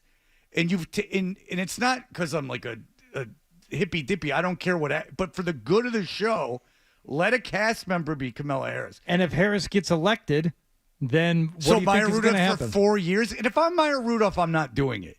I don't think it's very cool of Maya Rudolph. I think it's a little gauche. Well, what else is she doing? It doesn't matter. Well, if you're Maya Rudolph, you wouldn't do it, but she probably needs the work. I don't think they pay. Like, I don't think it's a matter of money. I just think it's a matter of Lauren wanting it because he's getting old and doesn't have the stamina anymore. But if I was an ex-cast member, it's sort of not even cool, right? Like, shouldn't you always feign? Like, you come back and host when you got something to promote. And that should be it. That should be it. Yeah. Another Saturday Night Live related story. You know that Colin Jost is hosting the surfing competition in Tahiti. Now, what I did not know is that Jost is an actual surfer. I thought they just got him because he was an NBC guy. He's from Staten Island. Of course he's a surfer. Went to Harvard. I mean, he has the pedigree of every great surfer. Right. He's a likable enough fellow. He did go to Harvard, but he says he's been surfing for 20 years. So he's been surfing since he got out of Harvard. Okay. Yeah. Good. But in New York City. But now it's... Let's go through Colin Jost's life. He grew up in Staten Island, went to Harvard, lives in New York City. He's lived in New York City for the last 10 years. Someone has rich parents. Go ahead. Married to, what's her name? Scarlett Johansson, who don't see her new movie, Egads. Oh, really? I told you. Man on the Moon's Oh, no that's good. right. Yeah, you saw that. Or Fly Me to the Moon's no good. But apparently things have been going poorly for him. He did some surfing of his own. He cut up his foot on some coral and had to visit the medical tent. Then he had an ear infection, had to visit the medical tent. And then at one point he was doing reports barefoot in the sand on the beach, and ants started crawling in the open wounds of his foot and had to go back to the medical tent. He has joked, not joking, that he has visited the medical tent maybe more than all athletes actually competing combined. Yeah. So what he obviously has to do is return the taboo that he found. That's your fault for going through that archaeology or where they're building. They went through. Colin Jost's dad's some hot shot architect. Mm-hmm. He's building something in Fiji, and they dug up an ancient burial ground, and he found a taboo. By the way, this is following a lot of what happened on that Brady Bunch. Surfing accidents, an insect falling on you. You recall, Peter had the insect, the tarantula fall on his chest, which stung him in real life, which is why he's a loser now.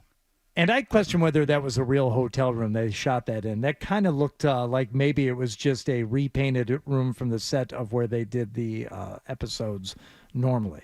Now, I think I do not question. Wanted a trip to Hawaii paid for by the network because I thought the luau scene a little indulgent in that they just showed the luau. I didn't have a problem with it as a young man. I enjoyed the luau scene. I enjoyed Ginger and Marianne in the mud bath in Gilligan's Island. That's when I first knew about things happening, let's just say south of the border.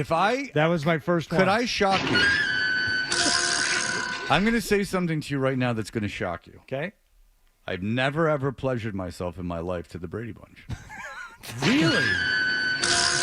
That's supposed to shock us? Now, Gilligan's Island I have. Okay. Yeah. Well, I Yeah. mean Ginger. That's easy. I mean Yeah, Ginger. Low-hanging fruit, yeah. Ginger seducing whoever she's seducing at the time was, I know, Marianne. I'm not going to I do know, the thing. Little Miss Look at Me Ginger. I know. But, I mean, when she would twirl the hair of Mm-hmm. Gilligan, I mean, that was, this was pre-internet. I mean, I didn't even have a Jugs magazine at the time. I think Thurston Howell III, played by The guy from Rebel Without a Cause.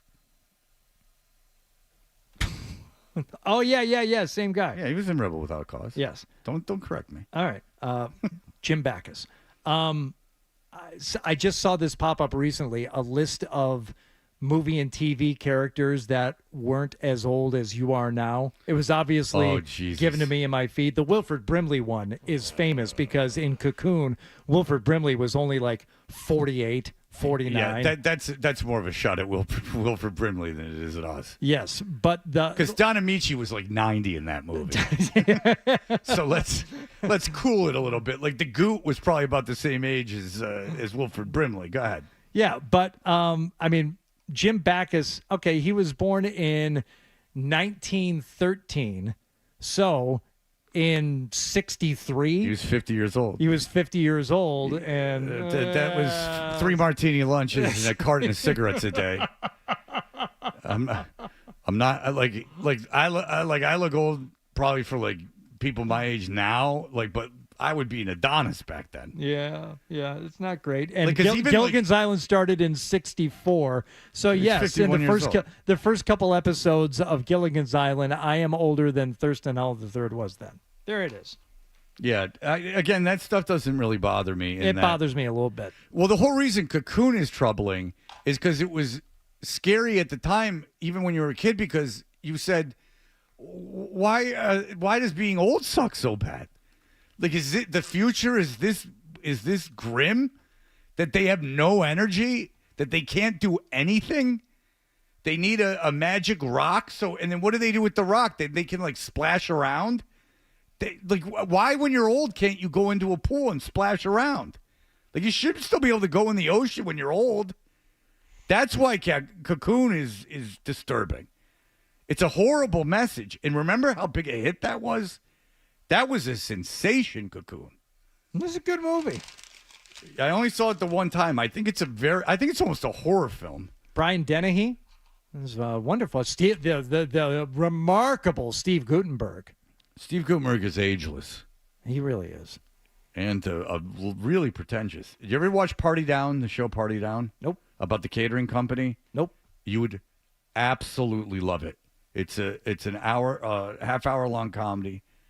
It was on cable. They can swear and everything. It was on like Stars or something ridiculous. Okay. All-star cast. One name bigger than the next. And they play these people that work for a Los Angeles catering company. And you would absolutely love it. And there's an episode where they end up at Steve Guttenberg's house. And they start off by going, I can't believe we're going to Guttenberg's house, like he sucks. And then he ends up like banging one of the chicks and like all this stuff. Wow. Ginger or Blanche, which one was in Fred's Barry Siegel ass? Well, Blanche was just a one-off thing based on the situation. It wasn't based on her being good looking. Yeah, ongoing infatuation with her. No. She was seducing a college-age boy. It worked for you. Yeah, I mean, it was more the scenario than it was. I mean, Tina Louise was a very, very attractive woman. All right, that'll do it for us. Tomorrow will be an Excite the Senses. Bye.